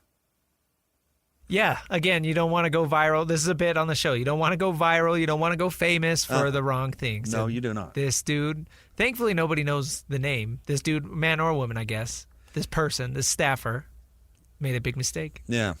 But, I mean, like we've got interns now, or an intern now, which is fun. And you have things that you need the intern to go work on. Right? If the intern went and spent the entire shift working on something that didn't even matter, you'd be like, what'd you do that for? Right? Yeah. You know what I mean? You did what? You wasted time creating Why? Doing that? Yeah, right. Doing that. That's where you chose to do your time? That? Okay. So that's all I'm saying. Okay. This staffer wasted a bunch of time doing something, working on something that was never going to happen. LeBron James was not going to have a welcome back to Miami presser. No. No, he's busy doing whatever it is that LeBron does. House hunting in Manhattan. Get a helicopter in, can't even live in Philadelphia. Come on.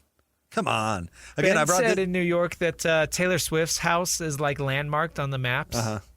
Do you think LeBron's house will be too? I guess. I don't know. Penthouse, wherever he lives? I probably. I guess that's what they do. I'm surprised that's what they did with Taylor Swift. You can just walk right up to her house? That doesn't seem safe. For her. Yeah, it's probably like a complex, Well, yeah. But still, you can just go find where Taylor Swift lives and go hang out, wait for her to go for a morning jog or something. Doesn't that seem weird? Yeah, you can throw eggs at her like Wemby. Oh, yeah, those New York fans did throw eggs at Wemby. Worst people ever. What is victim Wembanyama? In fairness, you are kind of a victim if people are just throwing eggs at you. Yeah, but still, not on the floor. The living in New York thing, getting back to that, though, like that is... Obviously, Knicks players are embraced by the city, not only because they just won a championship, but because they reside in New York. Yeah, LeBron's not going to get that same thing. He's not a local guy. No, but New York is, I guess, a more lively town than Philly. I don't know. I've never been to Philadelphia, but I know people who live there that like it. Have you been to Philly? No, I never have. Yeah, and I guess their fans are a little bit edgy, but that comes with the territory. So are New York fans, though. Yeah, right. All right. Well, we'll let you hear from Gina Mizell coming up next. She covers Philadelphia for the Philadelphia Inquirer. She takes us through how the signing happened, how it's going to fit. Stay tuned. Jake and Ben, 97.5, the KSL Sports Zone. Just doing it big, Your home for the best sports radio for your afternoon drive is right here. This is Jake Scott and Ben Anderson on 97.5, the KSL Sports Zone. Jake and Ben, 97.5, the KSL Sports Zone. Jake Scott, Ben Anderson. Ben on vacation. He will be back coming up tomorrow. So eager to get Ben's take on LeBron James heading to Philadelphia to be a member of the Philadelphia 76ers. So stay tuned for that. Ben will be back coming up tomorrow. But we did lead the show with Gina Mizell. She covers the Sixers for the Philadelphia Inquirer, and she was really, really good. So if you didn't have a chance to hear that interview in the 2 o'clock hour. We thought we'd reset it here in the 4 o'clock hour. Also, a reminder, Scotty G is going to join us at the top of the 5 o'clock hour, and we have the audio vault at 4:50. So lots of good stuff on the show. But let's get to our conversation with Gina Mizell of the Philadelphia Inquirer. Gina, thank you for a few minutes. How are you? Nothing going on in my world and in the Sixers world, but no, I'm doing great. How are you guys doing? Oh, wonderful. And that's why we're so lucky you can carve out a few moments. We really, really appreciate it. And kind of take us how this went down. Take us behind the scenes, I guess, or to your knowledge, how and why LeBron James came to Philadelphia. Yeah, well, I think basketball reasons, like he laid out in his series of posts on X, I think is where it really lands. And what I've gathered from talking to people both close to LeBron and close to the Sixers is that really the tipping point for him was the Jaylen Brown trade, which the Sixers pulled off on July 1st. Once that happened, LeBron viewed them as a legitimate championship contender. And after obviously a longer than 3-week deliberation on his part, decided that this was the place where he thought it was the best chance to win. But as far as sort of how it went down, it was kept very close to the vest. I know there are people that are, in positions with their workplace that normally would be kept in the loop on news elements like this that found out basically when all of us found out, or found out very closely after, that basically LeBron told his agent, Rich Paul, that he would deliberate with his people, that when he made his decision, he would tell Rich, and then Rich would call whichever team that was. And that obviously was the Sixers, and then created a very busy Friday for myself and many others. Yeah, I bet. So obviously Jaylen Brown talking trash about Bronny didn't bother him that much. Yeah, and Jaylen Brown also, called Joel Embiid a flopper after the playoffs. And so, no, I think, again, these are guys that are able to put their professionalism on. And so, no, I mean, the fact that, again, LeBron chose the Sixers because of the star power they had in place, and that the Jaylen Brown trade was basically the kind of inflection point on making them a contender for his services. I don't think he's taking that too much to heart. Yeah, obviously not, for sure. Let's talk about the fit on the floor. You've been doing this a long time. How do you think LeBron fits in? I mean, is he going to be asked to, what's he going to be asked to do? I think really leaning into his exceptional basketball IQ, his playmaking, the ability to be a connector on offense is kind of where that starts as far as the on-the-court stuff. Again, he knows what he's walking into. He knows he's walking onto a team that he's not going to be the number one option every single moment of every single game throughout the entire season. So he's choosing this type of situation. And then beyond the court, I think just this is a Sixers team that has not gotten past the second round since 2001, the Allen Iverson finals team. And so they really still could use some guys to have that championship experience, that have that leadership quality, the habit building that LeBron brings, and that, frankly, Jaylen Brown also brings as a guy that's won a title and been finals MVP as well. So, yeah, he's going to be kind of the sage veteran of the group, still going to be able to really play make and use his exceptional feel for the game, and then also just be a really big presence, I think, in the locker room as far as knowing what it takes to win championships, because this iteration of the Sixers team has not been able to get over that hump yet.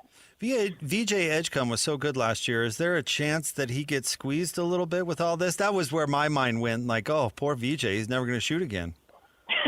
That's a fair point or a fair concern, I think, going into this. And I think you can look at it that way, or you can also look at it as, okay, he's really going to have a chance to not have as much pressure on him and really get a chance to develop. And I think where he's really going to excel is something that Nick Nurse talked to us about at Summer League even before they got LeBron, which is like, hey, use your athleticism and get out in the open court, go coast to coast, attack the basket, work on your shooting, which is still an area of development for his game. And then also he's already a really good defender as far as just, a point of attack wing type guy. And so they're going to need him to do that as well. And so also if there were any, I guess, questions about his feelings about this, like, oh no, is this going to be bad for me number one, he grew up in the Bahamas with the Miami Heat LeBron teams, where like how he grew up watching basketball. And also he did a jersey swap with LeBron when the Lakers were here in Philly the first time they ever played against each other. And on the day that LeBron announced he was coming, he on Instagram posted like a mimic photo of the meme of, smiling through it all. I can't believe this is my life. The head on the hand, like smiling. So I don't think he's upset about it right now. And we'll see how he's able to fit in, in his second year. All right, I've been doing this for a long time, so I've had more than a few hot takes about Daryl Morey. But I got to tell you, I was not a fan of his in Houston. I thought he kind of made a lot of hay on that James Harden trade and got a lot of credit for that for an awful long time. And so I was very curious to see, the new guy, Mike Gansey, right? And my question, I guess, is tell me a little bit about him, but how about hitting the ground running? I mean, this dude is No off kidding. to the races. So what's he like? Yeah, no kidding. Gotten a chance to get to know him a little bit. I sat down with him in Vegas for an interview, and that was really my first time getting to talk to him extensively. And very laid back, very personable, very kind of just unassuming type of personality, which is also a little bit different from Daryl Morey, which not saying one is better than the other, just saying they're different personality-wise. But he grew up kind of in Northeast Ohio actually at the same time as LeBron. So they were playing high school basketball at the same time. So they've actually known each other kind of tangentially since they were teenagers, but then went back after his playing career was done at West Virginia and overseas, and he built his career in the Cavs front office and sort of ascended through that organization, was, on the lower front office side, then was their G League general manager, and then got all the way up to general manager, the second in command behind Kobe Altman. So this obviously was his first chance to run a team and get that type of opportunity. And you're absolutely right as far as hitting the ground running, and in surprising fashion, because I think a lot of people, myself included, thought that the Sixers team didn't have much wiggle room just because they still had Joel Embiid and Paul George on these big max contracts for multiple years that a lot of people thought were untradeable, or at least very difficult to trade just because of their age, their injury history, the fact that they hadn't been on the floor very much the last couple of seasons. But they kind of found the one scenario to get off of Paul George's contract and getting Jaylen Brown. And then they were able to get LeBron James the one time in his career when he was able to take a veteran's minimum contract. So really kind of like a basketball roster building miracle type situation where just everything fell into place for them. But, certainly Mike Gansey, it deserves a lot of credit for that and really has gotten this front office off to a very, very strong start, at least on paper. Yeah, I can't believe they got off Paul George, let alone land Jaylen Brown. I mean, I have basically, have you heard how that, now that we're a little further away, how that actually happened? I mean, was Philly surprised when that was even an option? It was a situation where after the Giannis Antetokounmpo trade happened and he went to Miami, Mike Gansey kind of said, well, let's make a call. And Boston was like at least receptive to having conversations. And then they kind of just kept going back and forth, for that period of time. I guess Giannis was traded right before the draft. So maybe for about a week or so, they were just going back and forth. And then, on July 1st, when we maybe kind of thought the first break in the initial free agency flurry was about to hit, it's like, boom, this blockbuster trade. So, again, kind of just an example of you always make the phone call, and you always just, the worst someone can tell you is no, or hang up the phone and laugh in your face. Yeah, but right.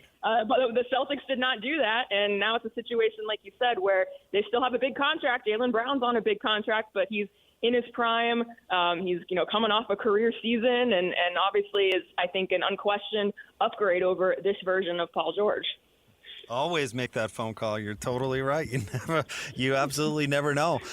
So now where does Philly stack up in the East in your mind? Do you think they're clearly a favorite? Are they right top tier? What do you think? I think you obviously got to start with the New York Knicks. They deserve that respect after what they were able to do on that run to the championship. But I think after that, I think the Sixers are right in the mix with teams like Detroit. We'll see what the Celtics look like now without Jaylen Brown, but bringing Jason Tatum back for a full season. What does that look like? Where do the Cavs slot in? Where do the Raptors? Do they actually get Kawhi? Where do they fit into this whole thing? So the East is going to be really, really interesting this year as far as the depth of the conference. And, obviously things like health will always be a factor and a variable as far as all that's concerned. But I think the legitimate title aspirations are realistic for this team. And so, you got to give all the respect to the Knicks as the defending champs, but as far as the biggest challengers to them. And then, in the West with the San Antonio Spurs and the Thunders of the world, I think the Sixers are kind of right in that mix behind the Knicks. To your point on health, are they still too dependent on the health of Joel Embiid? This certainly takes some pressure off, I think, as far as now the Sixers universe will not just revolve completely around Joel Embiid. And even going back to his final press conference after their season ended and when they were swept by the Knicks, he was actually relatively optimistic and hopeful that even though he had the appendectomy, he had an oblique injury early on or late in the season last year, they feel like they had figured out how to manage his knee, which was his chronic issue over the last couple of seasons. And that between him, the strength and conditioning staff, the medical staff, they felt like they knew what they were going to, how to get him to where he could play on a more consistent basis. So again, actions over words. We'll see if that actually comes into play and he's able to, log more games this coming season. But as far as fit and kind of style of play and everything we were talking about before, I'm just really interested to see how much the offense is catered toward him versus the young guards versus Jaylen Brown versus LeBron James. There's going to be a lot of figuring out to do, but the Sixers are better when Joel Embiid is healthy, or they're at their best version when he's healthy, and I think that's still the case. But I do think things are now shifting a little bit in that he's not the center of the universe every single day moving forward. So it's going to be a change for him, I think. What's he like? What's he like to cover? I enjoy it, honestly. He's a guy that he's going to speak his mind. He has the Troel Embiid moniker on Twitter for a reason, but him and I have a good rapport, and he always has interesting things to say. But again, the last couple years have been a struggle for him injury-wise. He's admitted that mentally it's been a challenge at times, and that he's been seeking therapy and things like that. And so, again, I think a lighter load on him in every sense of the word, I think could go a long way for him. So I'm interested to see what this version of Joel looks like with a star-studded cast around him. Being in the media, as I mentioned, for a little while, it's stories, or let me say this: interesting things to talk about come and go, right? But the demand for stories is always consistent, and so you've got to enjoy the time when stories are plentiful, because that doesn't always happen that way. So you are right in the world's best storyline market at the moment. Enjoy it, and we appreciate you coming on with us. No problem. Thanks for having me, guys. Gina Mizell, she covers the Philadelphia 76ers for the Philadelphia Inquirer. Yeah. Gina can now do interviews with Joel Embiid, LeBron James, Tyrese Maxey, Jaylen Brown. I mean, man, she's going to have no problem finding a story, and that is not always true. Talk to Ben about finding stories during the Jazz rebuild. It's not always, I think the word I used there was plentiful, and now Gina's got no problem, certainly there in Philadelphia. I keep coming back to what role is LeBron going to play, because and Christian, you and I talked a little bit about this, but I don't know if he's really the key component that puts them over the top. I don't even know what his role on the team is going to be. We know that Shams Charania said that LeBron is going to play some point guard for Philadelphia. Strange, it's not Nick Nurse who's saying LeBron's going to play some point guard. The coach of the Sixers, no, is Shams Charania, because honestly, if we're looking at the best role for LeBron James on the Philadelphia 76ers, it's as a power forward, really, is to maybe step up his rebounding, maybe to play a little bit bigger, because Jaylen Brown's going to take what traditionally is the three, right? And VJ Edgecombe, Tyrese Maxey, these guys, Jaylen Brown, all need the ball in their hands to do their thing. And I don't know if LeBron is better than any of those players right now. Maybe you could say he's better than VJ Edgecombe. Of course, he's only in his second year. But really, are you going to take the ball out of Jaylen Brown's hands? Is LeBron good enough to take the ball out of Tyrese Maxey's hands, or Joel Embiid for that matter? Probably not. But I don't see LeBron really relishing a role player, a reserve role type of thing. I don't think he's ever been asked to do that. Maybe a little bit with Luka, and I don't know how smoothly that really went. But if you're looking at his most perfect fit, it's not point guard LeBron. Well, he wasn't asked to take a back seat to Luka. He was kind of forced to. He and was. That's the whole reason he's not in LA anymore, right? Is exactly correct. I think you were right to point out Joel Embiid's health and how that has traditionally held back Philadelphia in his time there. But when he is on the court, he's a great player. I think this time around, Philly's going to be capped by, can these players leave their egos at the door when it comes down to it, right? Like, will LeBron do what Chris Bosh did all those years ago in Miami? I don't know. And frankly, not just LeBron. Like, there are going to be moments where Joel Embiid has to take a step back, or Jaylen Brown has to take a step back, and Tyrese Maxey is an all-star, right? A lot of these, all of these guys are great players in the NBA, and there are going to be moments for each one of them during the season where something's not going to go their way. They're not going to get their time to shine. And how do they receive that? Is Jaylen Brown going to go complain on Twitch because he's not getting the ball late in games? Like, how does that go? Well, the answer to that is yes. Of course. I mean, you're going to run right to the Twitch and talk about how this was your favorite year after getting humiliated in the playoffs.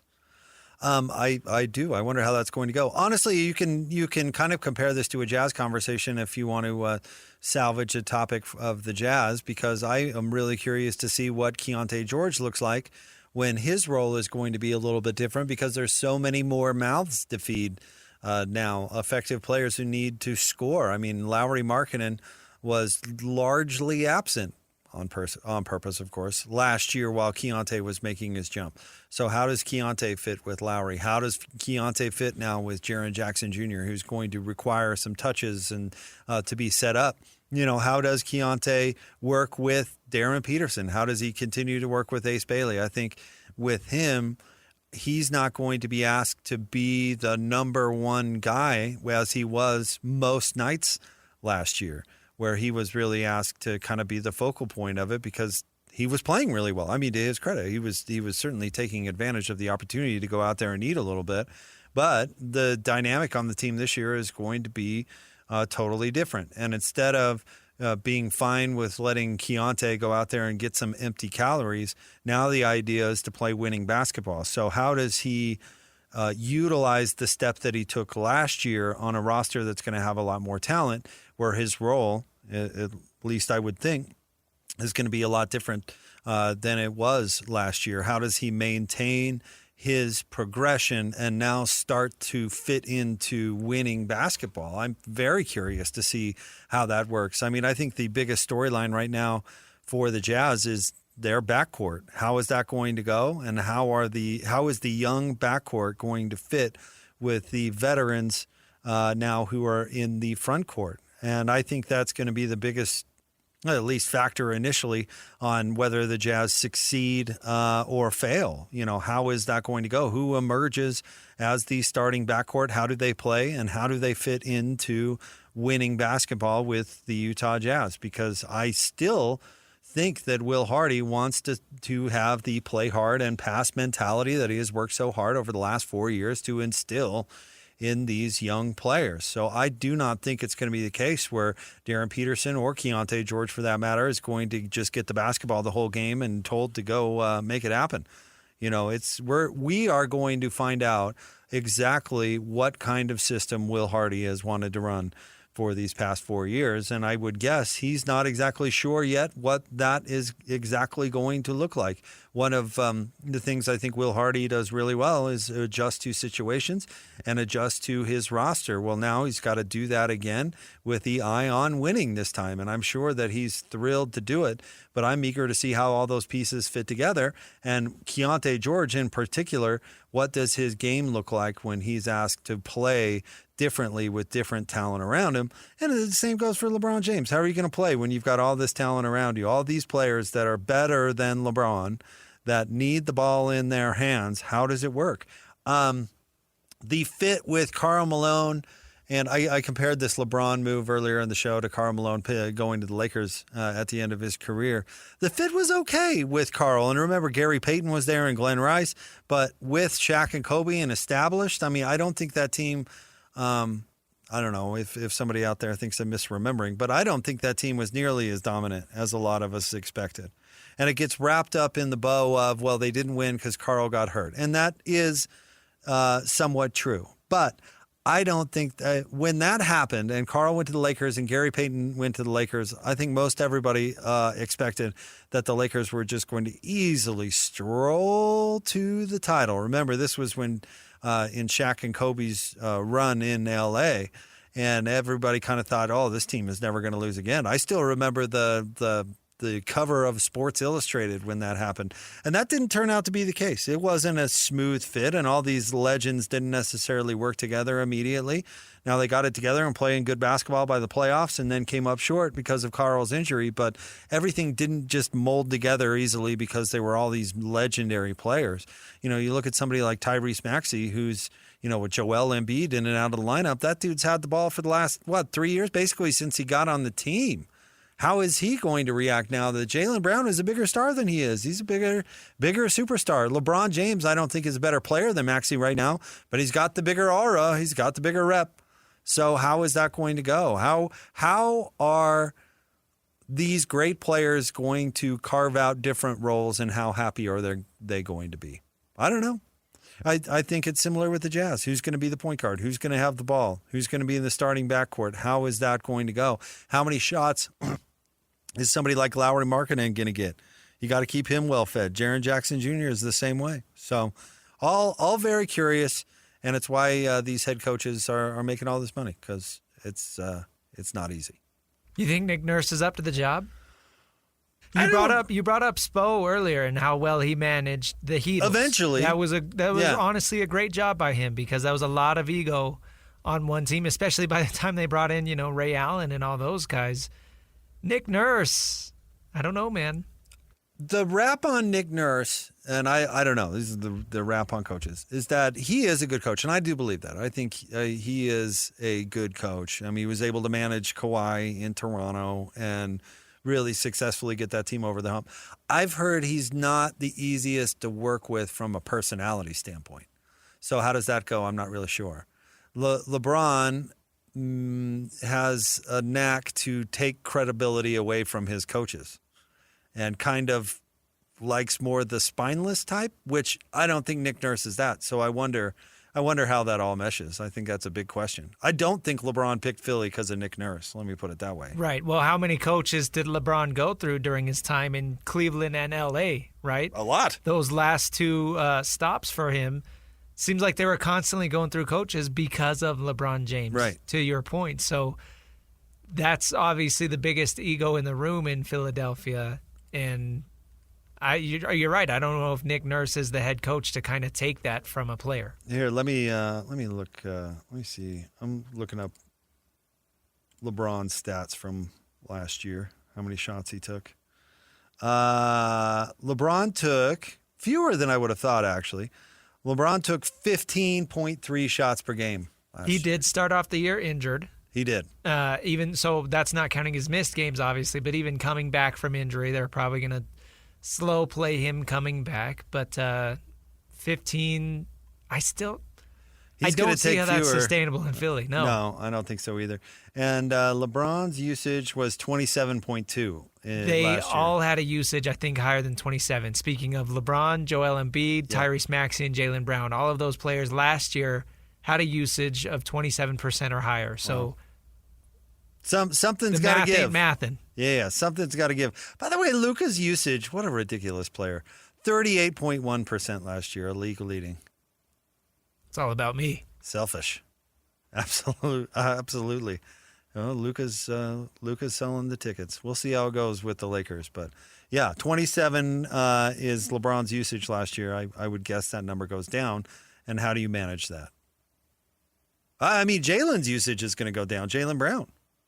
Yeah, the ball, like we talked about earlier. Yeah, the ball the whole season last year. All right. Scotty G is going to jump on the show at the top of the 5 o'clock hour. Stay tuned for that. We have Audio Vault at 4:50. It's the Jake and Ben Show, 97.5, the KSL Sports Zone. I think the engine's stalling out on me. Yeah, that don't sound right. Dang, got a lot more miles to go. Nah, be okay, mate. You ride with Geico Motorcycle Insurance and got their 24/7 emergency roadside service. They'll be here with a tow in no time. Good, because these boots weren't made for walking. Those riding boots are pretty sweet. Oh, you like? Do you think they come in a size 1 inch? I don't know. It feels good to ride with help. It feels good to Geico. Emergency roadside service is optional coverage. Every month you rent, you're paying someone else's mortgage, building their equity, following their rules. There's a better way. Homeownership means stable, predictable payments, and every one of them works for you, not your landlord. City Ventures is California's leading builder of smart, innovative new homes, and right now owning may be closer than you think. See the numbers for yourself at cityventures.com. That's cityventures.com. Not only do these guys give you the best Jazz coverage in the market, they've got you covered with the Mammoth, the Cougars, the Utes, and the Aggies. This is Chase Scott and Ben Anderson on 97.5, the KSL Sports Zone. Jake and Ben, 97.5, the KSL Sports Zone. Jake Scott, Ben Anderson. No Ben today. He's out on vacation. He's going to be back coming up tomorrow. So we will be excited to see Ben when he gets back. I am prepared. I'm getting prepared to hate this next story. Christian, let's set this up a little bit. You brought this story to my attention. UNLV basketball is in the news, right? Because of their head coach who's talking about fundraising. Well, let's listen to the bite and maybe we can judge for ourselves. This is UNLV head coach Josh Pastner talking about people buying his team. I know a lot of people are trying to become owners of this NBA team coming in 2029. I have told people, why? Buy the college basketball team. It's legal now. You can be the owner of the UNLV Runnin' Rebels men's basketball team, and it's a lot less expensive. You don't have to spend over $1 billion to own our team. I'm asking for $10 to $12 million to own our team, and you still get a great tax write-off, and you can be as involved, and you can tell everyone you're the owner of the team. All right. First of all, should NIL contributions be able to be written off your taxes? That seems like a bit of a stretch to me. But you said, Christian, now he has since walked those back a little bit, saying that he's not actually offering or wanting somebody to buy the team. So UNLV has released a statement on X. From head coach Josh Pastner. I want to clarify my recent comments regarding support for the UNLV men's basketball program. The Runnin' Rebels are not for sale, and my reference to an owner was meant to highlight the level of resources, sponsorships, and overall support needed to compete in today's evolving college athletics landscape, not to suggest anyone could own the program. There is more to the statement, but that is the gist of it. He had to clarify that he didn't actually mean you can own the Runnin' Rebels because you don't get anything in return from it. People are so unbelievably literal. I understood what he was getting at. Right. You didn't actually think he was selling. He's saying don't waste your money on an NBA team, spend your money on the local college basketball team. What he's ignoring, though, is that you cannot own a college basketball team, so you are literally flushing that money right down the toilet, as opposed to if you buy an NBA team, that value increases, and you're not just simply lighting your money on fire. Quote-unquote ROI. Right. These billionaires that he's talking to and suggesting this to, they want to spend money and invest it because down the line, that $10 billion now is going to be worth what in 10, 20 years, right? Your $10 million investment to UNLV, that's not going anywhere. If they win the Mountain West, cool. No, that's worth zero to you. That's worth zero. Unless you somehow, actually do marketing associated with it. And in that case, the return as far as marketing goes on your actual investment is not that great. And for your trouble, guess what happens a year from right now? The coach shows up again and says, hey, how about you cut me another $10 million check, huh? Huh? Yeah, conference is really competitive this year. I think last year 10 was great, and I really appreciate it, but I think we might need 12 this year. It's so sad what college coaching has turned into. It's just these coaches swallowing their pride and begging for money all of the time. There was another video of your guy Dillingham doing it again. And we don't blame them for having to do this. This is what you have to do, especially at this if you level, want to win. Big 12 is not on the level of the SEC and, there are not people just throwing money at these programs the way that Mark Cuban is to Indiana. You have to beg. And you know what's funny is this is almost lazy in a way, because I'm sure that somebody, who's crunching the numbers out there said, okay, you need a budget of $10 million to be competitive in the Mountain West. And he's going out there saying, I want it all in one lump sum. I don't want to make these phone calls for $1,000 here and $1,000 there. We just need one dude, or gal, I suppose, to carve off a $10 million check. Then I could stop making these stupid phone calls and going back to coaching basketball. Well, let me tell you, it's never going to be enough, Josh Pastner. It's just never going to stop. I remember when the Utes rolled out trucks for all their football team, and hey, creativity. I'm not hating. But all of a sudden, you've got the head coach, Kyle Whittingham, quite literally selling cars. Car salesman. Quite literally a car salesman. Morgan Scally taking the big job at Utah. I'm sure he was eager to implement all of his strategic plans and really, tweak things here or there. I bet you he spent most of his time on the phone begging for money. I bet he had no idea how much time he was going to have to invest in begging for money and public relations and schmoozing boosters and doing all this silly stuff that I'm sure he'd rather not be doing. Dude, cold calling. Literally. Yes, that's what I'm saying. Cold calling people. That's why Pastner wants the $10 million, so he can put down the list and stop cold calling. That's like, I'm at this age now where, a lot of my friends from high school or whatever, or friends I made at college are moving into professional careers. A lot of them are getting into finance careers, and they have to call, and they have to do a certain amount of cold calls per day. It's like, it's the same thing. I have a buddy who ran for local office. I don't remember what it was. It was some local where you would get your start in politics. And he ran and he lost. And I asked him, I said, "Oh, that's you win some, you lose some. Are you going to try it again?" Or and he goes, "Absolutely not." And I said, "Oh, why?" And he goes, "I thought it was going to be, how do I make a difference and all this stuff." And he said, "All I did was sit in a room and call people and beg them for money." He's like, that was the whole campaign. You sit in a room with a phone and you just beg people for money. It's like, that sounds awful. He said, it was. I'm never doing it again. If you get a text from Morgan Scally, hey, it's been a while. How's the family? You think, oh, yeah, that's weird. I haven't talked to Morgan in like 20 years. Uh-huh. Next line. Hey, man, would you like to donate? I've got a buddy who works in fundraising. You have to be shameless. Yeah. That's part of the job. I mean, you have to be absolutely shameless. And you brought this up earlier. It's not just, you get the big donation. All that means is that person has money. Right. And you can dip back in later. Keep his number. Yeah. We're going to need that next year. We're going to need that as a reoccurring payment, I tell you what. But honestly, I'd love to blast the coach with Pastner, but I got what he was saying. He wasn't saying it was literally for sale. He was saying, buy UNLV. You could spend less money to be a part of basketball here than buying an NBA team. Well, and again, it left the sports sphere.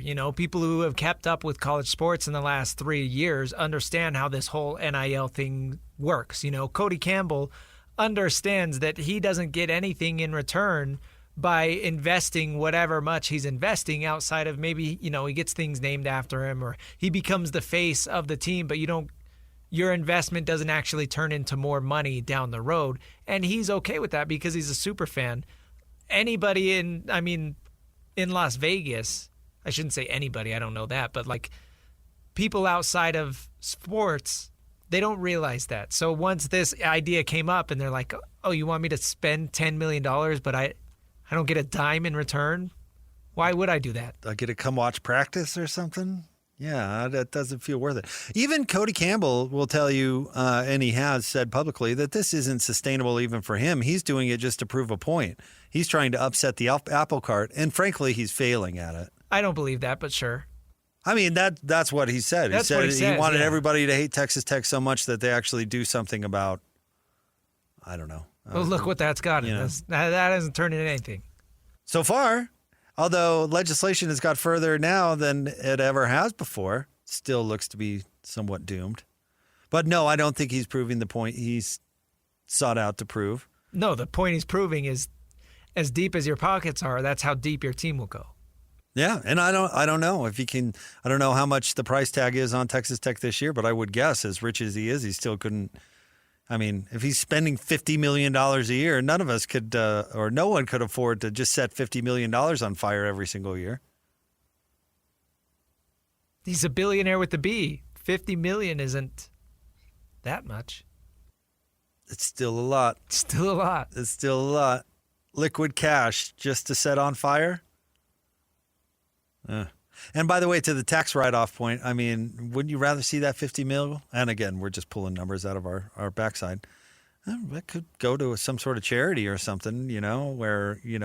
No, I want to watch my favorite basketball team win. I can't believe you can write off NIL donations because it's not going to the university. It's supposed to be a marketing deal, right? Like you can't just write off marketing deals on your taxes. How is that possible? I wonder if this has something to do with the $20.5 million that the school can distribute, right? Well, what, you say you wash it through the school and then it can be a write-off? Essentially. I don't know. Because in that way, you're donating to the school and the school pays it out. But honestly, if there's a tax attorney listening, if you donated to BYU's collective or Utah's collective or whatever, can you write that off on your taxes? It's not exactly a charity. I mean, by putting $2 million in Devin Dampier's pocket, are you bettering society? And I don't know how much Devin Dampier is making, by the way, but yeah, I'm sure Devin Dampier is happy. But should you be allowed to write that off on your taxes? Yeah, it's slippery slope. Paying college athletes, that's not a charitable thing. It's a marketing deal. Or it's supposed to be. Charitable to the community because their favorite team is winning games. And it makes people happy. Is that too much of a stretch? I don't know if that qualifies. That's too much of a stretch. I think that might be a little too much of a stretch, yeah. I don't think it works that way. Well, apparently it does. Compared to, or according to the head coach of UNLV. You know what? We can run this by Scotty G. I'd be curious if Scotty has any idea what the a budget for a basketball team has to be to win in the Mountain West Conference right now. Yeah, Scotty likes Josh Pastner. UNLV gave the Aggies some fits last year, so I'm sure he does have a pretty strong opinion on this. Well, I don't think Pastner deserves criticism for this. I really people don't took think him so way either. too literally. No. I think he's just saying, hey, if you're going to spend $10 billion to be a part of basketball, why don't you spend $10 million and you can be a part of our team? That's really... Again, this is the gig now. And to go full circle to, we were talking about Bill Belichick and Lombardi at UNC earlier. This is why it's hard for these people that worked at the professional level to come in and do it at the collegiate level because there's just so much more than actual X's and O's. You have to be a fundraiser, and there's absolutely nothing wrong with asking for money because that's the competitive edge you need to bring into your team. Audio Vault is coming up next.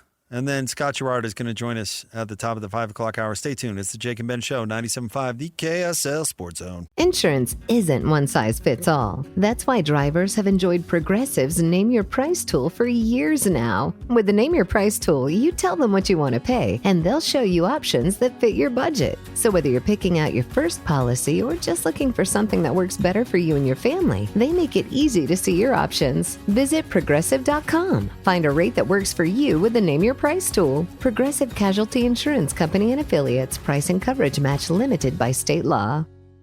Now at McDonald's, get a $5 McChicken meal deal or a $6 McDouble meal deal. They come with small fries, a soft drink, and 4-piece McNuggets. We're going to need a bigger tray. Get more value with your meal deal with McValue. Prices and participation may vary. Prices may be higher for delivery. Best thing that's ever happened to you financially. Go. Easy. Sold my car on Carvana. Amazing offer. Really? I hit 200 on the scratcher. Did the scratcher come to your house and hand you a check? No. How many scratchers did you hit to get that? I hit a button on Carvana.com once. Okay, that's fair. It's like the lottery, except you always win.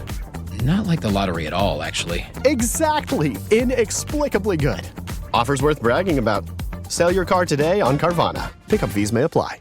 If you've been dreaming about a place where life feels a little more intentional, discover the Canopy in Sebastopol by City Ventures. This new community offers solar-powered homes, surrounded by mature trees, nature preserves, and walking trails, with a vibrant local downtown, renowned wineries, and the Bay Area all within easy reach. Enjoy low-maintenance living, refined design, and built-in eco-friendly features that make everyday life easier. Start your next chapter at the Canopy by City Ventures. Visit cityventures.com. That's cityventures.com. No crazy soundbite slips past these guys. I came here for the same reason people go to the zoo. This is another edition of the Audio Vault with Jake and Ben. On 97.5, the KSL Sports Zone. Jake and Ben, 97.5, the KSL Sports Zone. Jake, Scott, Ben Anderson. No Ben today. We'll be back coming up tomorrow. It's time for the Audio Vault, the best sound of the day.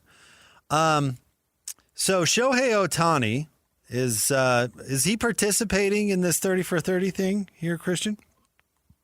I'm not sure how involved he is in it, actually. It's a, 30 for 30 is now a podcast. And they're doing a podcast about Shohei and his interpreter's gambling problem. I listened to an interview with the bookie that was fairly compelling. Probably did about a year ago. The bookie that was involved in all this action from Shohei's interpreter. Well, this clip is a clip of his interpreter, as acquired by this podcast, calling a bank and claiming to be Shohei to authorize a money transfer. Let's go ahead and listen. This is a Bank of America recording from February 2022. Who am I speaking with? Shohei Ohtani. Thank you. How may I help you? So I tried to log into online banking, and it tells me that it's not available to me at this time, and I need a call. Seymour would track the Bank of America call to the same cell phone number I called when I interviewed ePay. Could you tell me the name of the payee and the amount of the transaction, please? It's for $200,000. Wow. That couldn't have worked, right? No. Oh, well, I don't know. He was able to apparently defraud Shohei Ohtani in some way. Apparently. I don't know. Are you believing that does Not this a make dang it second, no. Make it any more believable? No, not at all. So you think the interpreter just ate the charge? Yes. And it was really Shohei with the gambling problem. There are too many things that would have had to go unnoticed for this to go the way that Shohei is claiming that it did. I still think P. Rose tweeting, wow, I should have blamed it on my interpreter. This is one of the best tweets. All-timer. Was one of the best tweets ever. Man, but how long is the interpreter in jail? Because, I mean, you'd have to be pretty loyal to eat that kind of prison sentence, right? 4 years and 9 months in federal prison. 57 months. Okay, that could be worse, I guess. And in restitution, ordered to pay nearly $17 million to Shohei and $1.1 million to the IRS. Where's he going to get that, though? Yeah, Shohei is not going to see a nickel of that. What are your thoughts? Do you believe this? I've always thought it was a little squirrely. I wasn't the producer at this time that this happened, so I honestly don't know yours and Ben's thoughts on this. No, Ben thinks it was the interpreter, but I don't know. I'm definitely a little more skeptical. I always thought that there's no way it was the interpreter because the bookie would never give that kind of action to just an interpreter. Exactly. Does that make any sense? That the bookie would have to think, well, this has to be Shohei. But the bookie didn't say that, at least publicly. Kind of hinted that the interpreter was the only person that he was dealing with. But I still say, I mean, what was my memory's fuzzy, Christian, what was he totally in debt to the bookie for? Was it the $17 million or whatever it was? Yeah. Yeah. You think some bookie's going to hand $17 million worth of credit to just some random interpreter? Heck no. There's no way, right? That's what I'm saying. Like, there are so many red flags in this story. A lot of people would have had to make a lot of mistakes, which sure could happen in a 1% outcome of a scenario, but I really doubt that we are living in, that 1%. Let me see if we can find out what. Shohei Ohtani's former interpreter, blah, blah, blah, placed approximately 19,000 bets totaling over $182 million between 2021 and 2024. He incurred a massive lifetime losses of roughly $40.7 million, which he funded by stealing nearly $17 million directly from Ohtani's bank accounts. Yeah, like the bookie's not taking that kind of action from some random translator. But, I had this argument with David James.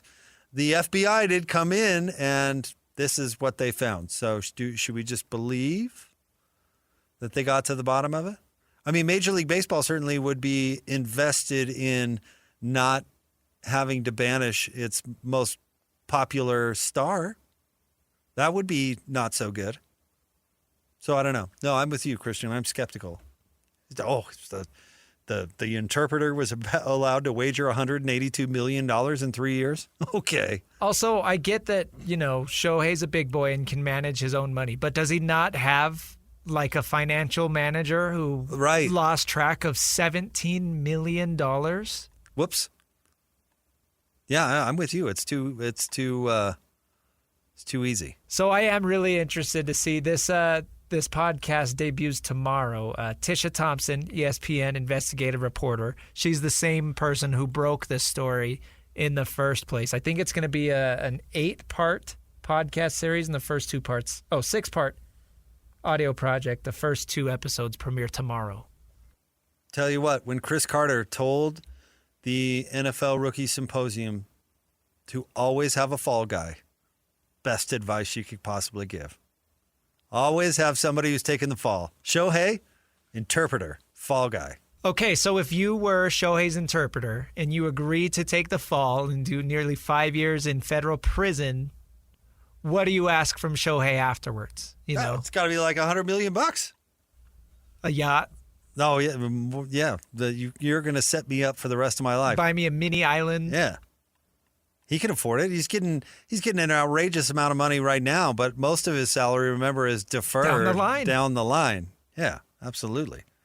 It's like, what did Barry Bonds do for those Balco guys that went to jail? Probably took care of them on the back end. Just 5 years, dude. You can handle it. I really messed up. I need you to spend 5 years in prison for me. You can handle it. I promise. What is 5 years of your life worth to you? $100 million? Easy. Okay. You're doing 5 years in a federal penitentiary for $100 million? I'd think about it. Oh, you'd do it. Are you kidding? Never have to work again, yeah. Never have to work. You won't have a reputation afterwards, but who cares, right? Right. Who knows my reputation in Fiji? And also, this guy presumably from Japan, right? I don't know what his reputation is back in Japan. He could probably, for all I know, he could probably disappear and go back and be just fine. Easily. Yeah, that's what I'm saying. How much would it take for you to eat 5 years for your boss? Less than $100 million, yeah. Uh-huh. Yep. So I don't know. I wonder what he's charging. But yeah, it does seem too convenient. And yeah, I think Major League Baseball was definitely invested that story come out in the right way. I'll give it a listen. I'll give this 30 for 30 a listen. Why not? Well, it's interesting, that the MLB has this kind of teeth. It wouldn't surprise me if this was an NFL story, but MLB kind of losing a lot of, I don't want to say losing viewership, but they don't have the stronghold on sports that they used to. No, but Major League Baseball teams are still old money. Right. And I think that's where it boils down to, is the old money aspect of it. The old money, for sure. This is the same league that wouldn't let Mark Cuban buy in the early 2000s because he was not stuffy enough or whatever. All these old money owners. So, who knows? I'd believe it, though. All right. Scott Gerard is going to join us next. We're going to talk, we'll talk LeBron with Scotty. I want to talk these comments from the UNLV coach. We'll ask Scotty about that. Of course, the voice of the Aggies. And I don't know, maybe even mix in a little football. Stay tuned. It is the Jake and Ben Show, 97.5, the KSL Sports Zone. It's the best station, period. Let's be honest. These guys have the best job on the planet. You come to work in a frickin' bathrobe? So if you're out there working hard, you should also expect your radio hosts to put in an honest day's work. So, of course, Jake and Ben are live at 5. with the biggest headlines and the best analysis in Utah. This is Jake Scott and Ben Anderson on 97.5, the KSL Sports Zone. Jake and Ben, 97.5, the KSL Sports Zone. Jake Scott, Ben Anderson. Ben on vacation. He'll be back coming up tomorrow. It's time for Live at 5, brought to you by Trajan Wealth. Call Trajan Wealth today, your local trusted financial fiduciary, 855-TRAJAN-1, or visit their website at TrajanWealth.com. Our next guest, of course, is co-host of Scotty G and the Coach from 10 to 2 every single day. He's also the voice of the Utah State Aggies. He's our buddy Scott Gerard. What's going on, Scotty G? Oh, hey, Jake. How are you? I'm good. Remember that time where I wrote something inappropriate on the telephone screener thing and Alema read it on the air? I always think of that when I'm introducing you. It was the NBA draft, and I even remember the draft picks. That was the D. Brown, Paul Millsap draft, too. Wow. Yeah. Let's check in with, yeah, he read it right off there. Said, Alema, what are you doing? That might have been when he was hosting with Morgan, too, come to think about it. You know what? I think you may be right on that one. Yeah, absolutely. That show had some moments. We've been doing this a while, Jake. Oh, man. Well, Scotty, every time I see your kids, it just blows my mind. I mean, it's amazing. By the way, great kids, but growing like crazy. I mean, Brody, dude, he was just a baby like 10 minutes ago. I know. And now he's beating me up all the time. He's, these kids get old and then they start to try to flex on you a little bit. And there's really nothing I can do about it anymore. He's just bigger and stronger. So, well, I can't believe you have encouraged him to become a Broncos fan. That was a mistake. Okay. No. See, somebody had to pick up the mantle.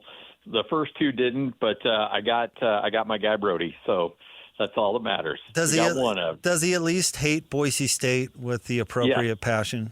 Yep. He does not like Boise State. He likes all the right teams and hates all the right teams. So, yeah, he does not like Boise State. And so, yeah, he doesn't like the Raiders. He and Lloyd were clashing during the barbecue, so it worked out well. I hope he just mean-mugged Lloyd the whole time. That needs to happen. All right, Scotty G. Hey, let's play this sound for Scotty Christian, if we could. Did you hear this quote from UNLV's basketball coach Josh Pastner? Did you hear about this, Scotty? I've read it. I have not heard it. I'm really curious to hear his tone of voice when he said it. All right, let's play that. Christian, go ahead. I know a lot of people are trying to become owners of this NBA team coming in 2029. I have told people, why? Buy the college basketball team. It's legal now. You can be the owner of the UNLV Running Rebels men's basketball team, and it's a lot less expensive. You don't have to spend over $1 billion to own our team. I'm asking for $10 to $12 million to own our team, and you still get a great tax write-off, and you can be as involved, and you can tell everyone you're the owner of the team. What do you think, Scotty G? Well, I get it. And I understand what he's saying. Probably not worded the way they should have. I think, didn't UNLV have to walk it back a little bit with a press release? People take that stuff too literally. I'm with you. I get what he's saying. And you know what? Ultimately, though, he's right. Like, if you were to give him $12 million a year and say, I want to own your basketball team. I want to be at every practice. I want to be at every charter. I want to be involved in every coaching room. I don't have to be involved in decisions. Josh Pastner would 1,000% sign off on that. This dude is a salesman. Just being around him a little bit last year in the UNLV, but like that dude is he's a Barnum and Bailey, and so I could 1,000% see him do that. He would name his firstborn after you if you gave him money. Like, he knows that's how UNLV's got to survive. They need an influx of cash to be able to compete, and that's the only way they can do it. That's the only way they can compete. And, yeah, I get it. Like, I don't know if I would say it quite like that, but I would do the same thing if I were him. How much dough in the Mountain West, let's talk basketball, not football, but how much dough do you think you have to spend to win a Mountain West championship, roughly? I think right now the number is probably $6 to $8 million to be able to be in the top third, to be able to compete year in and year out. How tired? See, my take on this whole thing with Christian was, it's almost kind of lazy. He's just begging for one $10 million donation because some number cruncher probably told him, like, this is what it takes to win the Mountain West.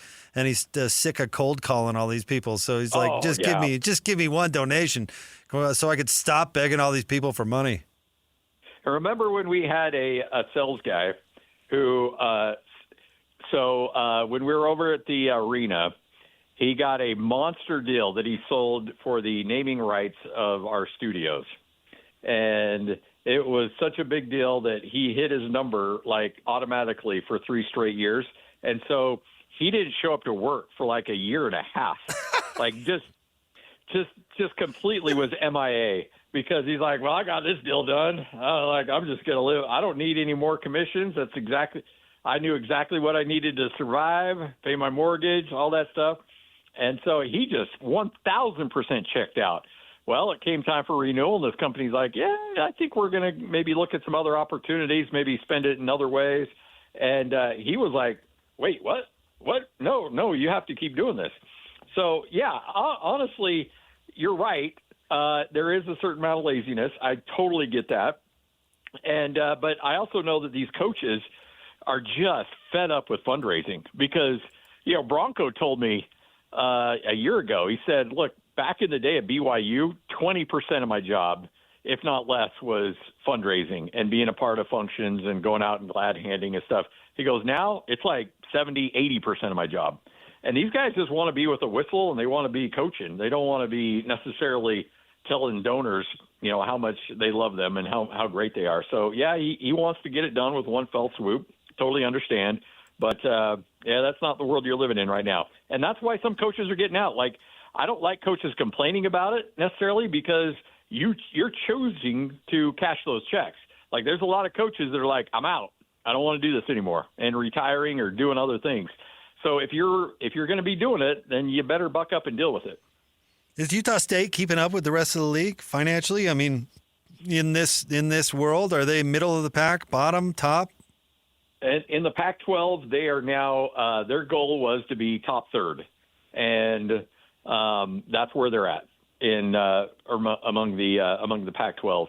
And I don't know what the number is that they gave Mason Falslev.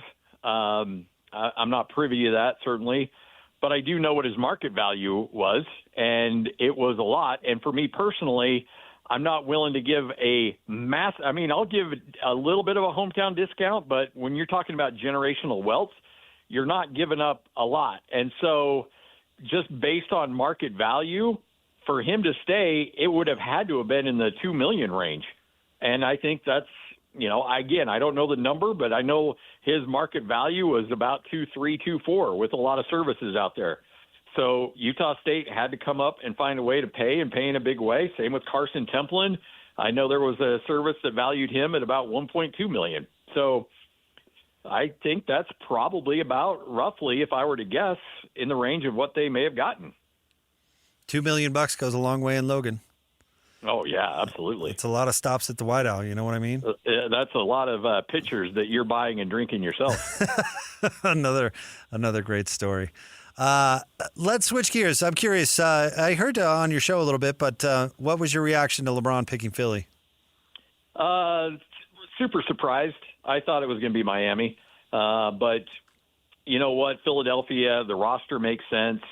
He can really acquiesce. If he does not win a title, I think that he can share blame with a lot of other people. So he's not necessarily the guy. He could have done that in Miami with Giannis a little bit, but I just don't think basketball-wise, Coach broke it down really well earlier today. It's just not a good basketball fit with him there. So I think he went, where can I have a chance to win? Where do I have a chance to kind of cement my legacy? But also, if I don't, I can just blame Joel Embiid and everybody else on this team and say, well, this guy can't play with a toenail issue. So I think it was probably the safest place for him to go with the biggest upside. I said it felt a little Karl Malone to the Lakers-y to me. Like a little desperate. I wondered if it truly was about lifestyle, right? He would have picked Miami. If it was about the narrative, which is what I thought would win out, it would have been Cleveland. But with Philly, it just feels a little bandwagony to me, no? Oh, yeah. Oh, well, yeah, absolutely. I mean, and the thing is, everybody's like, well, he just wants to win. Yeah, he wants to win, but it's not about winning another ring. He's got those. He wants to cement his legacy. This Jordan LeBron debate has really gotten into his head. He wants desperately to be able to put another ring on his finger in his 40s. Like, you can tell there is a driving force for him to get one more. And I don't think it's going to happen in Philly, but it certainly is the best case available to him to get one. All right, so who is the favorite in the East then? I'm still going Knicks. Still theirs to lose? Yeah. I don't know. They had that team of destiny going on last year, but I think they're going to be right there again. I don't think they're winning a title, though. No, I think that goes back west. Yeah, that's San Antonio. San Antonio's going to win the next bunch. But, man, Jaylen Brown, the way that they got Jaylen Brown, I think that's their impactful move. I mean, LeBron's getting all the headlines, but, yeah. I mean, the fact that they were able to land him. And I heard you guys talking a little bit about Brad Stevens today. Man, he gets a lot of credit for having done not a whole lot, and this might go down as one of the I don't know, how do you want to put it, Scotty? Worst trades or least popular trades anyway in a long, long time. I wonder what this dude's future looks like. Look, Nico will always have that title, and he'll always carry that crown. But Brad Stevens is getting real close to winning Miss Congeniality in this thing, or the first runner-up, because it's not Luka to Lakers bad, but it's not that far off when you look at the result and how things kind of played out around it. Honestly, Jake, you're right, man. I mean, it's going to go down as one of the worst, especially if Philly ends up making a deep run or even wins a title. Well, think about it this way, Scotty. Philly should have had to package multiple picks to get off Paul George's contract in the first place, let alone get off Paul George's contract and bring back an All-NBA player. I mean, I don't know what Boston's doing. I have no idea. But if we want to talk about teams that have a chance in the East, I don't think I put the Celtics on that list at the moment. Not even remotely. Nope. They're not even in the conversation. I mean, I would put Atlanta ahead of them. I'd put Detroit ahead of them. I don't know if I put Cleveland ahead of them, but I definitely, you can come up with 3 or 4 teams to put above them pretty easily. I do love it that they took care of your guy Nemi, though. Oh, yeah. What a story he is. Yeah, what a story he is. Yeah. And actually kind of gives hope to the Jazz, Scotty, because the Jazz have to find something at center.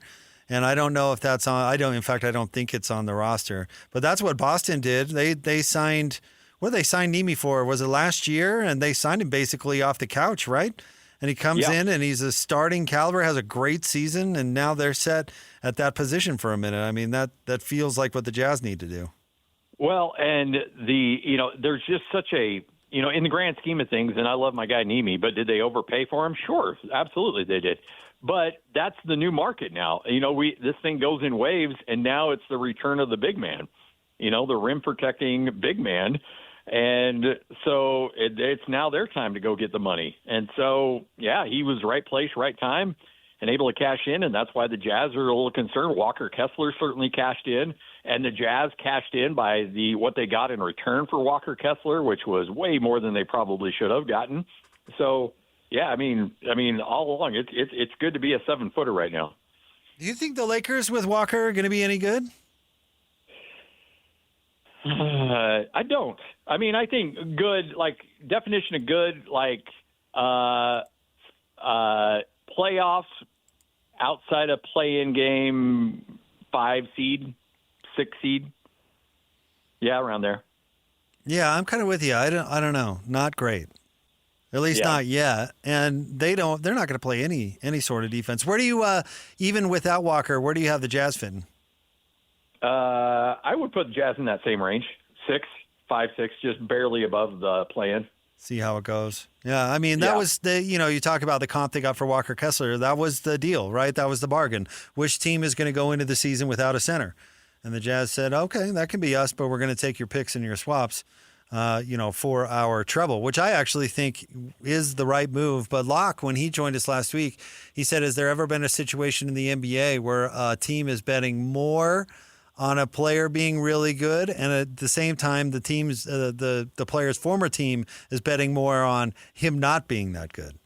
Yeah, I think that there might be some hate watching going on for Walker Kessler in Salt Lake City, because it's you kind of set the sights there of like, okay, we had our number and we didn't go higher than that number. We didn't go close to 40, and these guys gave you this, and so we're going to hopefully win that trade. Yeah, I mean, that's it.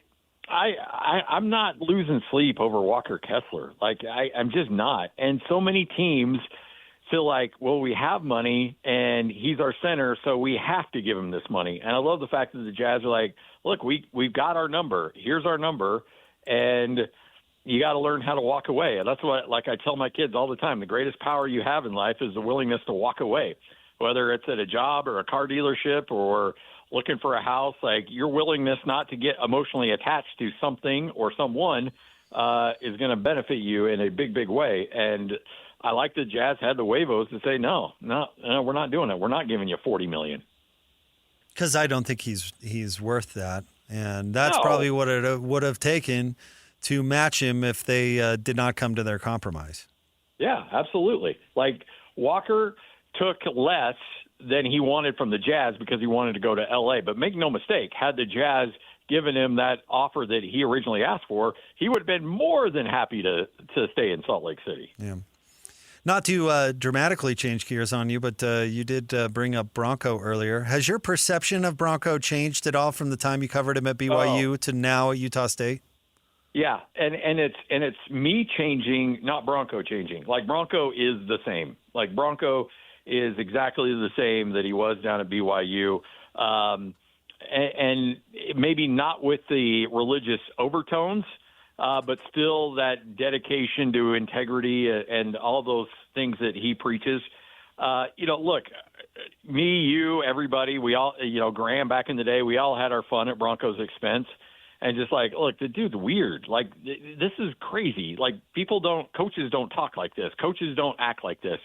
And then being around it, as close as I was, like, I will fully admit, like, I bought in. And it's not necessarily because of me changing. It's me and my life experience is changing. Like, growing up or raising boys and seeing how I want them to be in their life, I actually see it now. Like, I would definitely want my kid to play for Bronco now because I want my kids to have those same kind of qualities that he really features on, because I know my kids, chances are they're not going to the NFL. So if they can play college football, I want to pick them up life skills that they're going to be able to have the rest of their life. Bronco really puts an emphasis on that. And he does not put an emphasis on getting guys to the NFL. We see that in even though he has a long list of guys that have had opportunities in the NFL, he wants them to be better human beings when they leave his program. And I totally, based on, now I'm in my late 40s as opposed to my early 30s, I look at that very differently. And so, yeah, I mean, you can say I've softened in my old age, and that one is probably very true, but I like the way that he approaches it. I like the way he deals with these guys, and it's pretty impressive to watch up close and in person. All right, I hear you, and I know exactly what you're saying, but sending the team on trek is corny. No, dude, that's awesome. So corny, and there's no way. I heard your interview with Bronco where he was like, oh, the players loved it. Not a chance. Not a chance that is true. I'm sure they're all like, wait, you want us to do what? We got to walk where? No way. Totally corny. Saw that, and you heard him say that he totally surprised them, too. It wasn't like, hey, coming up in a week, we're going to do this. No, he woke them up, put them on a bus, and said, all right, see that hand cart? Go push it. Ready, go. No way they enjoyed that, Scotty I just G. Think the thought of, somebody from,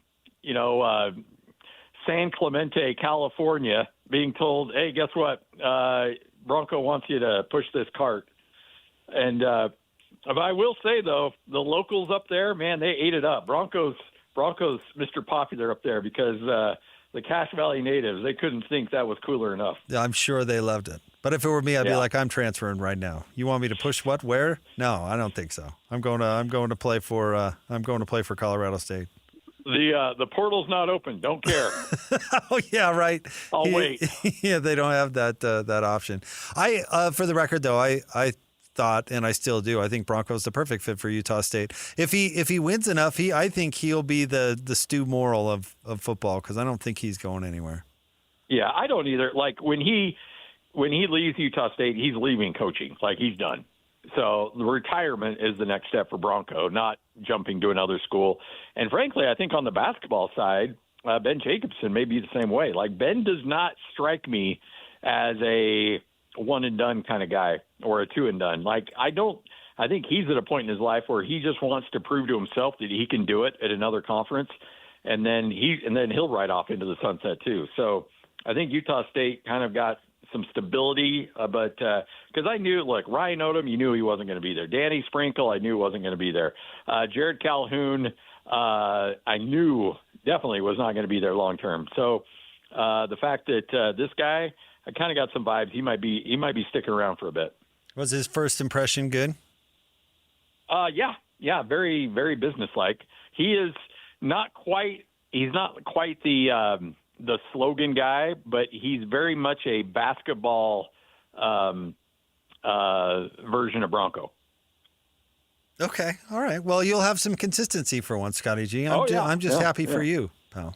Yeah. Well, hey, look, I didn't care as long as I'm calling teams that win 20 games and go to the NCAA tournament. You can bring in Joe Schmuckatelli and coach. I don't care. Yeah. What difference?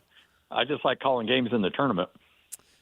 And at this, you like calling games at the Spectrum too. You gave me my first taste of the Spectrum. I had never been there, and I still say it is the best sporting environment in the state. People will argue maybe Jazz playoff games, I'd listen to it, but on a consistent basis, it's the Spectrum all the way. Well, I just, it's what's really cool about it is that it can be February against San Jose State or, early March against San Diego State, and you still have the same type of environment. Now, it might be ramped up just a little bit, but it's not that far off. Listen, I've told you this off the air, but on the air, I love what you and Coach are doing. I think the show is sounding great. I love it that it's different than what you and Hans did forever. Of course, nobody can replace our guy, Hans Olsen, but I think you and Coach are just killing it. I appreciate it. That means a lot. Scotty G, you're the best. Thank you for jumping on. You got it. All right, there you go. The one and only Scott Gerard, co-host of Scotty G and the coach, Tim Lacombe. You can catch it from 10 to 2 every day right here on 97.5, the KSL Sports Zone. We'll have more coming up next. It's Jake and Ben, 97.5, the KSL Sports Zone. Hey, it's Ryan Reynolds here from Mint Mobile. Now, I was looking for fun ways to tell you that Mint's offer of unlimited premium wireless for $15 a month is back. So I thought it would be fun if we made $15 bills. But it turns out that's very illegal. So there goes my big idea for the commercial. Give it a try at mintmobile.com/switch. Upfront payment of $45 for 3 months, $90 for 6 months, or $180 for 12-month plan required. $15 per month equivalent. Taxes and fees extra. Initial plan term only. Greater than 50 gigabytes may slow when network is busy. See terms. What you think of my new saddle, Lizard? Oh, yeah, it's swell, mate. Proper comfy. Just one of the upgrades I've added to this puppy. What else have you got on here? New air intake filter, quick shifter, and a beefy muffler. Well, that's why you ride with Geico Motorcycle Insurance, so you can cover your custom parts and equipment. Now let's hear that muffler purr. All right, hang on tight to my love handles. It feels good to ride with help. It feels good to Geico. Make game day yours. Tickets, food and drinks, stats, and streaming. Everything you need is in the Utah Mammoth app. Download today and make game night easy. Download on both Android and iPhone. Tusk Top. Best thing that's ever happened to you financially. Go. Easy. Sold my car on Carvana. Amazing offer. Really? I hit 200 on the scratcher. Did the scratcher come to your house and hand you a check? No. How many scratchers did you hit to get that? I hit a button on Carvana.com once. Okay, that's fair. It's like the lottery, except you always win. Not like the lottery at all, actually. Exactly. Inexplicably good. Offers worth bragging about. Sell your car today on Carvana. Pickup fees may apply.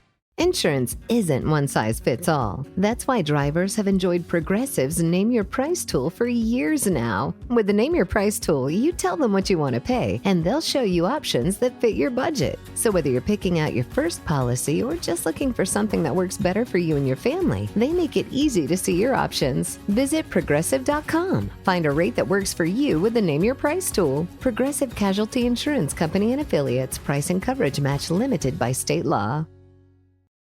Not only do these guys give you the best Jazz coverage in the market, they've got you covered with the Mammoth, the Cougars, the Utes, and the Aggies. This is Chase Scott and Ben Anderson on 97.5, the KSL Sports Zone.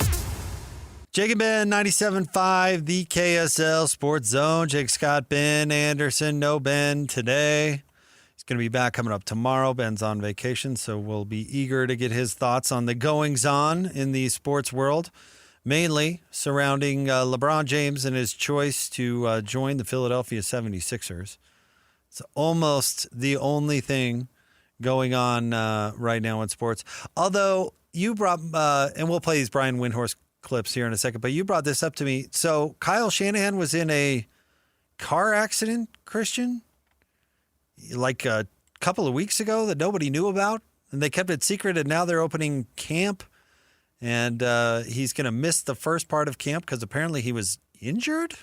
Pretty injured. He had to get like a lot of stitches. I don't remember the count. He broke some bones. Some people are saying he almost lost an eye even. Like, it was a very serious car accident, and nobody knew about it for over a week. And then like some reporters, like what's the one guy, I'll go back and look Florio? for Florio. Yeah. Saying that the reporters in San Francisco sat on it for the team. Yes. You think that's true? I don't know. I would be shocked, really, but it is. When I first saw Adam Schefter's tweet about this, I saw the date. I think the date said July 14th or something, and this came up, like I said, Saturday morning. It's the 25th. I was like, huh? Is that date right? But if this were nefarious, he would have been cited and we would have known, right? If he did something wrong, If he right? did something wrong, because isn't that the implication, right? That nobody's talking about it because it's scandalous and he did something wrong. The tinfoil hatters are saying that the San Francisco 49ers have so much control over the San Francisco police that details are not being revealed That they buried to it. protect Kyle Shanahan. I could believe that. Although, I mean... Well, sounds like we'll never know, but... Does sound like we'll never know. Yeah. Curious. Well, I think he's overrated anyway. And the Niners are going to suck. I know you're a big Purdy guy, but... No. Who's better, throw picks or Brock Purdy? Oh, dude, Bo's like top 10 in the league. Is he going to be healthy? I think so. I think he's okay. Because what? He got hurt? What did he hurt? Broke his ankle. Yeah, that wasn't that long ago. One of the worst days of my life. It was in the playoffs. So what was that, February? January? Late January. And he's going to be good to go? Allegedly. I don't know, Christian. I don't know, pal. He's doing better than Kyle Shanahan. Apparently. Well, anyway, I hope for the best of that situation with Kyle Shanahan. Certainly, no one wants to see anybody injured in a car accident. All right, let's play this clip from Brian Windhorst. This is on ESPN. Windy, of course, has had a connection with LeBron James going all the way back into his Cleveland days, where he wrote for the Cleveland Plain Dealer. LeBron's mom was his teacher at one point. Anyway, these two have been connected for a long time. When LeBron went to Miami, he left the Cleveland Plain Dealer. That's when he took the job at ESPN to specifically cover LeBron in Miami. And then he's kind of become more of a national figure over the years. But here's Windy, Ben's guy Windy, talking about LeBron going to Philly. This whole thing is outrageous. And I don't say that critically. I say that just from a fascinated situation. So first off, let's just acknowledge this is a one-off moment in the history of the league. We've never seen a player ever say the following things. I don't care about money. I don't care about my family. He doesn't even really that much apparently care about the city because he doesn't seem like he's going to live in Philadelphia full time. Seems like he's going to live at least part time in New York. So this is I don't even know how to frame it because it's really, truly unbelievable. Also, as you talk around the league and take a look at this, it sort of feels like a room with a bunch of gorgeous couches in it. All of these players are very, very talented, but the fit isn't quite right.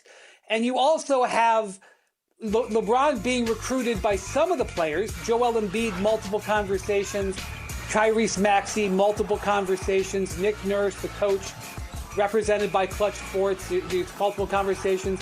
And then this incredible outlier of Jaylen Brown coming in as well, who only spoke with Rich Paul, his agent, before this. So this whole thing is one giant, incredible set of circumstances. And if it works, it's going to be an amazing story. And if it doesn't work, it will be interesting, Greeny. All right, there you go. That's Brian Windhorst. A couple of things. I didn't know Nick Nurse was a Clutch guy. I like him less now. Yeah, I did not either. Yeah. I do like his, it's a little bit of a clunky metaphor, right? The weird couches. That really threw me off. But I do agree with his conclusion. I do think it is a little bit of a clunky fit. And I think that is going to be the story of if Philadelphia is successful or not, how they overcome that clunky fit. And then how about we talked to Gina Mizell earlier today, and she said that Jaylen Brown, which was a big part of the reason that LeBron went there, which I believe, Gina. But what Brian said right there is he didn't even talk to Jaylen Brown. That Jaylen Brown actually talked to Adele and Rich Paul. Hello. But not actually LeBron himself, LeBron directly. So, by the way, those don't have to be conflicting because, if you listen to kind of what Windhorst is laying out right there, LeBron is going because he feels like this is his best chance to win a championship. And maybe that's true, maybe that's not. I don't know. People could disagree. But Jaylen Brown is the reason that Philly is in the conversation of being a title contending team in the West. So in that aspect, Jaylen Brown going to Philadelphia, absolutely, I believe, was a big part of the reason LeBron went there. If Jaylen Brown, if that trade didn't happen and Paul George is still in Philly, LeBron's not going to Philly. You know what I mean? He's going somewhere else because Philly probably with going to Boston, honestly. Yeah, Philly with Paul George didn't get over the hump. Yeah, Boston maybe would have been a better situation. Absolutely right, 100%. So I definitely see what Gina's getting at when she said Jaylen Brown was a big reason that LeBron decided to go there. But that is interesting that LeBron did not call Jaylen Brown. We know they've had a bit of a frosty relationship since Jaylen Brown was caught on camera clowning Bronny.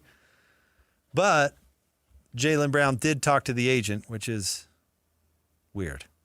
I think that shows how much respect LeBron James has for Jaylen Brown as a player. Right? Even if he's not going to communicate with them directly, the fact that Jaylen Brown gets traded to Philadelphia, LeBron looks at that roster and says, okay, I feel like with me on that team, we could be the favorites in the East. Yeah, I think that shows the respect that he has for Jaylen Brown as, like you've said, top 10 player in the league. We'll see where that goes. But again, there's a lot of egos. There's clearly some beef in the past. Gina brought up earlier, Jaylen was on Twitch and he called out Joel Embiid for flopping before he was traded to Philly. So clearly there's going to be a lot of water that's going to have to be under a lot of bridges for this to work. Man, that Jaylen Brown trade was just bizarre. Just a bizarre ending to that. And then it leads to now LeBron James in Philadelphia with Jaylen Brown.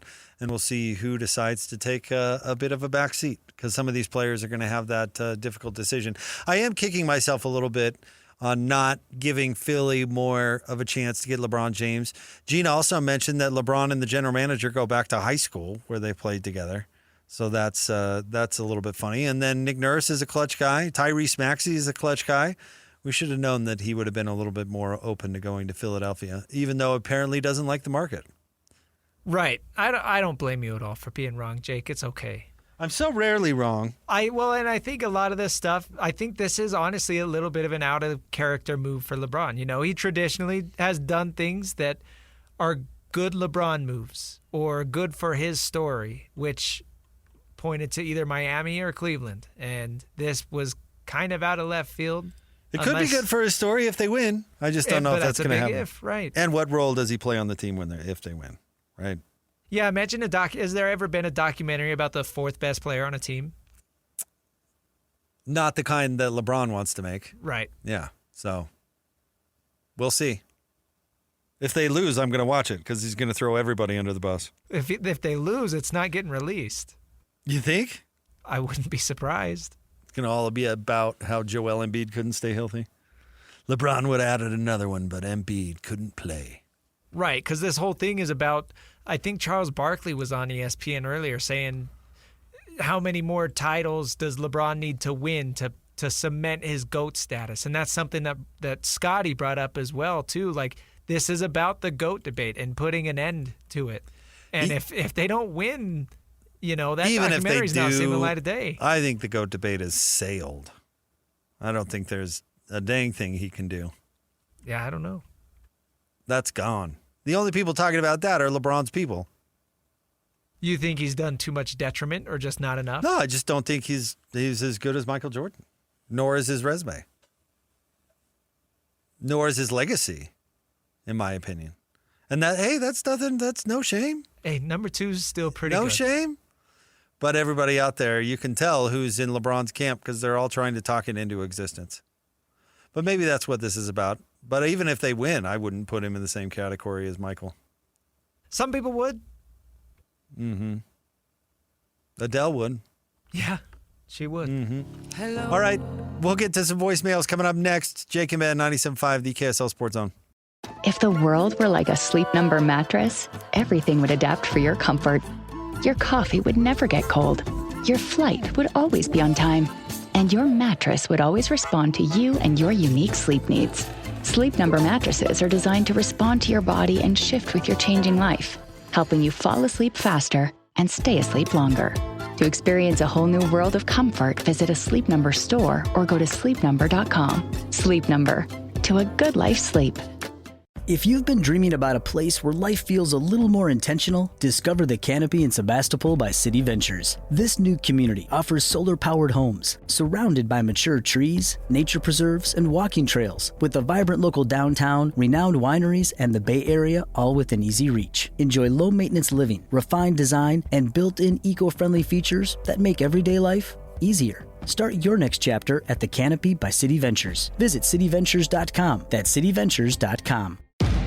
Make game day yours. Tickets, food and drinks, stats, and streaming. Everything you need is in the Utah Mammoth app. Download today and make game night easy. Download on both Android and iPhone. Tusk Top.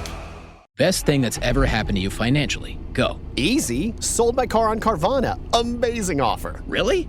I hit 200 on a scratcher. Did the scratcher come to your house and hand you a check? No. How many scratchers did you hit to get that? I hit a button on Carvana.com once. Okay, that's fair. It's like the lottery, except you always win. Not like the lottery at all, actually. Exactly. Inexplicably good. Offers worth bragging about. Sell your car today on Carvana. Pickup fees may apply. Looking for a home that keeps you connected to Silicon Valley without the usual barriers to entry? The Gates in Morgan Hill by City Ventures is a walkable neighborhood near downtown restaurants, outdoor trails, and an easy commute to the Bay Area. It's a small town setting with access to major career hubs. Every home is all electric with buyer-owned solar included. With limited availability, now's the time to take a closer look. Discover your new home at cityventures.com. That's cityventures.com. Not only do these guys give you the best jazz coverage in the market, they've got you covered with the Mammoth, the Cougars, the Utes, and the Aggies. This is Chase Scott and Ben Anderson on 97.5, the KSL Sports Zone. Two amigos on the airways, talking sports. They got a matrix and also loves his tie-dye. Ben's got style with his scarf. Oh my.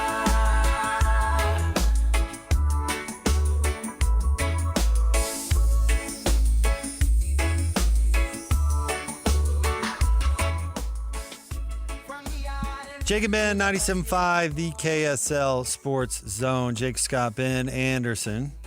No Ben today. He's on vacation. He's going to be back coming up tomorrow. Christian brought this story up off the air. Have you been following, Christian, this, I know you have, this cheating scandal in the WNBA? It sounds messy. That's all I can say. It sounds like an absolute mess. I don't know if we need to necessarily get into the details. But probably best not to. No, one player was dating a teammate, and then the teammate was unfaithful with other members or other players in the WNBA, which, hey, personal lives get messy. But dating a teammate, I got to say I would advise against that.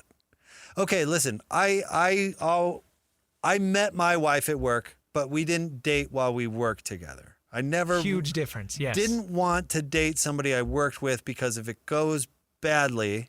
Still got to show up the next day. That's rough. But I also understand that where do you meet people? Especially now. I mean, I came along before the advent of the dating apps and stuff, and so maybe the game has changed. But, you meet people at work. So I don't want to totally hate on it. You know, how many great... couples out there or listeners or whatever met their wives or husbands at work. So I don't want to totally dismiss, that. But being on a team where there's only, I guess, 15 of you, is that the size of the WNBA roster now? Or is it still at 12? But that you very publicly, it's 12, that you very publicly have to perform together on a team. I don't think I'm taking that risk. There's a lot of other fish in the sea. When you start dating, man, the hope is that all is good forever. Everything's going to last forever. It's sunshine and rainbows. You don't think about the possibility of it going wrong. But is it worth the risk? If you're a WNBA player? Very high profile. Plus, the other side of it is, when do you get time not together? Right? You dearly love your wife, but if you had to spend 24/7 with her all the time, it might get you need a little break from time to time. I'm not trying to be rude, but I sometimes don't understand how couples who work together, so you're together all of the time. You don't get a break. And you share every part of your life together. I think that could be part of why this is such a messy story, honestly. It is a messy story. And then it ends up in the papers because it is salacious. It's incredibly salacious. That's honestly, when I saw this over the weekend, I thought of you because, you have been keeping up a lot with a lot of the WNBA stuff over the last couple of years, but then the salaciousness of it. I'm like, oh, this is right up Jake's alley. This is up my alley. Yeah. I do have to admit I did not watch the WNBA All-Star Game.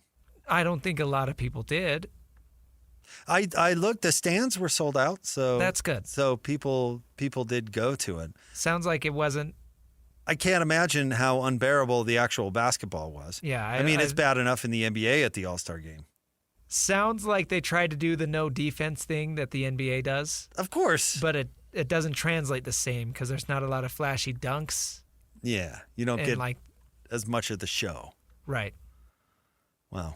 And look, I will say, I honestly, I love women's basketball. Like, when I was at SUU, their women's basketball team was great. It's really fun to watch, but it's not high flying. It's different. Different. I think it is more interesting now than it's ever been. There certainly are more interesting characters to love or hate in the sport. I do find it interesting that their most popular player gets abused physically so much, but then again, she's kind of a crybaby, so maybe she deserves it. Nobody complained about, Tom Brady getting beat up. Oh, I'm sure there was somebody somewhere that complained every time Tom Brady got hit. Well, I mean, fans. No, yeah.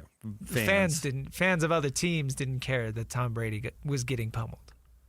But I got to admit, and I don't want to be a hypocrite here, if I would have seen Chris Paul take a bunch of physical play and not have the referees call it because he was so much of a whiner, I think I'd kind of be on board. If Chris Paul was getting stabbed in the eye with a fingernail and they didn't call it because he was such a big whiner, I think I'd be okay with it. Right. So maybe I should be okay with it when Caitlin Clark gets stabbed in the eyeball with a fingernail. I guess that's like the true WNBA fans that have been following before Caitlin Clark got there. Is she, this face of the league, Michael Jordan type player that we all think on the outside, or is she Chris Paul? I would say I think she's better. I mean, certainly, she set the all-time scoring record in college. She's obviously really good. I think WNBA players are jealous of the attention that she gets, and probably some other players too that are all of a sudden getting a ton of attention. But for the WNBA game, Christian, to your point that it's not very high-flying, her shooting from where she does on the court as effectively as she does, similar to, say, Steph Curry, is absolutely entertaining. She has changed the game, yeah. I think a lot of her doubters are trying to tell people that she's not popular because of her game. That's absolutely untrue. She's 100% popular because of her game. She won a ton at Iowa. She scored a ton of points. She passed the pistol, for crying out loud. Pistol Pete Maravich. This woman does not suck at basketball. Very good player. No, she's a very good player. Now, maybe she's not the number one player in the WNBA at the moment, but she's not far off either. But she is exciting to watch. I think that's where a lot of the quote-unquote hate comes from, is because the expectations were so high. She was talked about as the best player in the league, even though she's not. You know? So I think that's where some people are like, oh, yeah, I'm okay with her getting beat up. Yeah, she's jealous. Or they are jealous of her. Yeah. Michael Jordan wasn't the best player in the league when he was drafted, but all of a sudden he had everyone talking about how he was the best thing since sliced bread. I'm sure there were plenty of jealous people in the NBA. It took a while. It did. But he got there. I mean, what? This is only Caitlin's third season, I believe. Third year? Yeah. Well, anyway. Yeah, dating a coworker, I wouldn't recommend. Dating a teammate, that just seems like bad news. Worse. Yeah, you're inviting some negative situations. Then what happens if you get traded? Yeah, right. Rough. Or cut. Yeah, coach said you're not good enough. Yeah, if you are good enough, like Giannis was good enough to have his brothers on the team, like, what if you're good enough that you keep your girlfriend on the team? That's funny. Teams that do it. Now we got to look into this, Jake. We got to see if that's a thing. If that has happened, yeah. I bet it has. All right, stay tuned. 6 o'clock hour coming up next. Jake and Ben, 97.5, the KSL Sports Zone. You know what they say, 4 wheels move the body, but 2 wheels move the soul. Poetry, mate. But don't think my motorcycle or my soul will be moving anytime soon. Got a flat tire. That's all right. You ride with Geico Motorcycle Insurance and got their 24/7 emergency roadside service. They'll get you back on the road. Beautiful saying. You come up with that? It's not a saying. It's a Geico motorcycle policy. Tomato, tomato. It feels good to ride with help. It feels good to Geico. Emergency roadside service is optional coverage. Why buy someone else's old problems? Resale homes often come with outdated appliances, inefficient insulation, and costly hidden repairs. City Ventures offers a better way. Our brand new homes feature modern open floor plans, stylish fixtures, and the peace of mind that comes with a builder's warranty. Everything is fresh, functional, and designed for how you live today. Skip the renovation headaches and move into something perfect. Find your new beginning at cityventures.com. That's cityventures.com.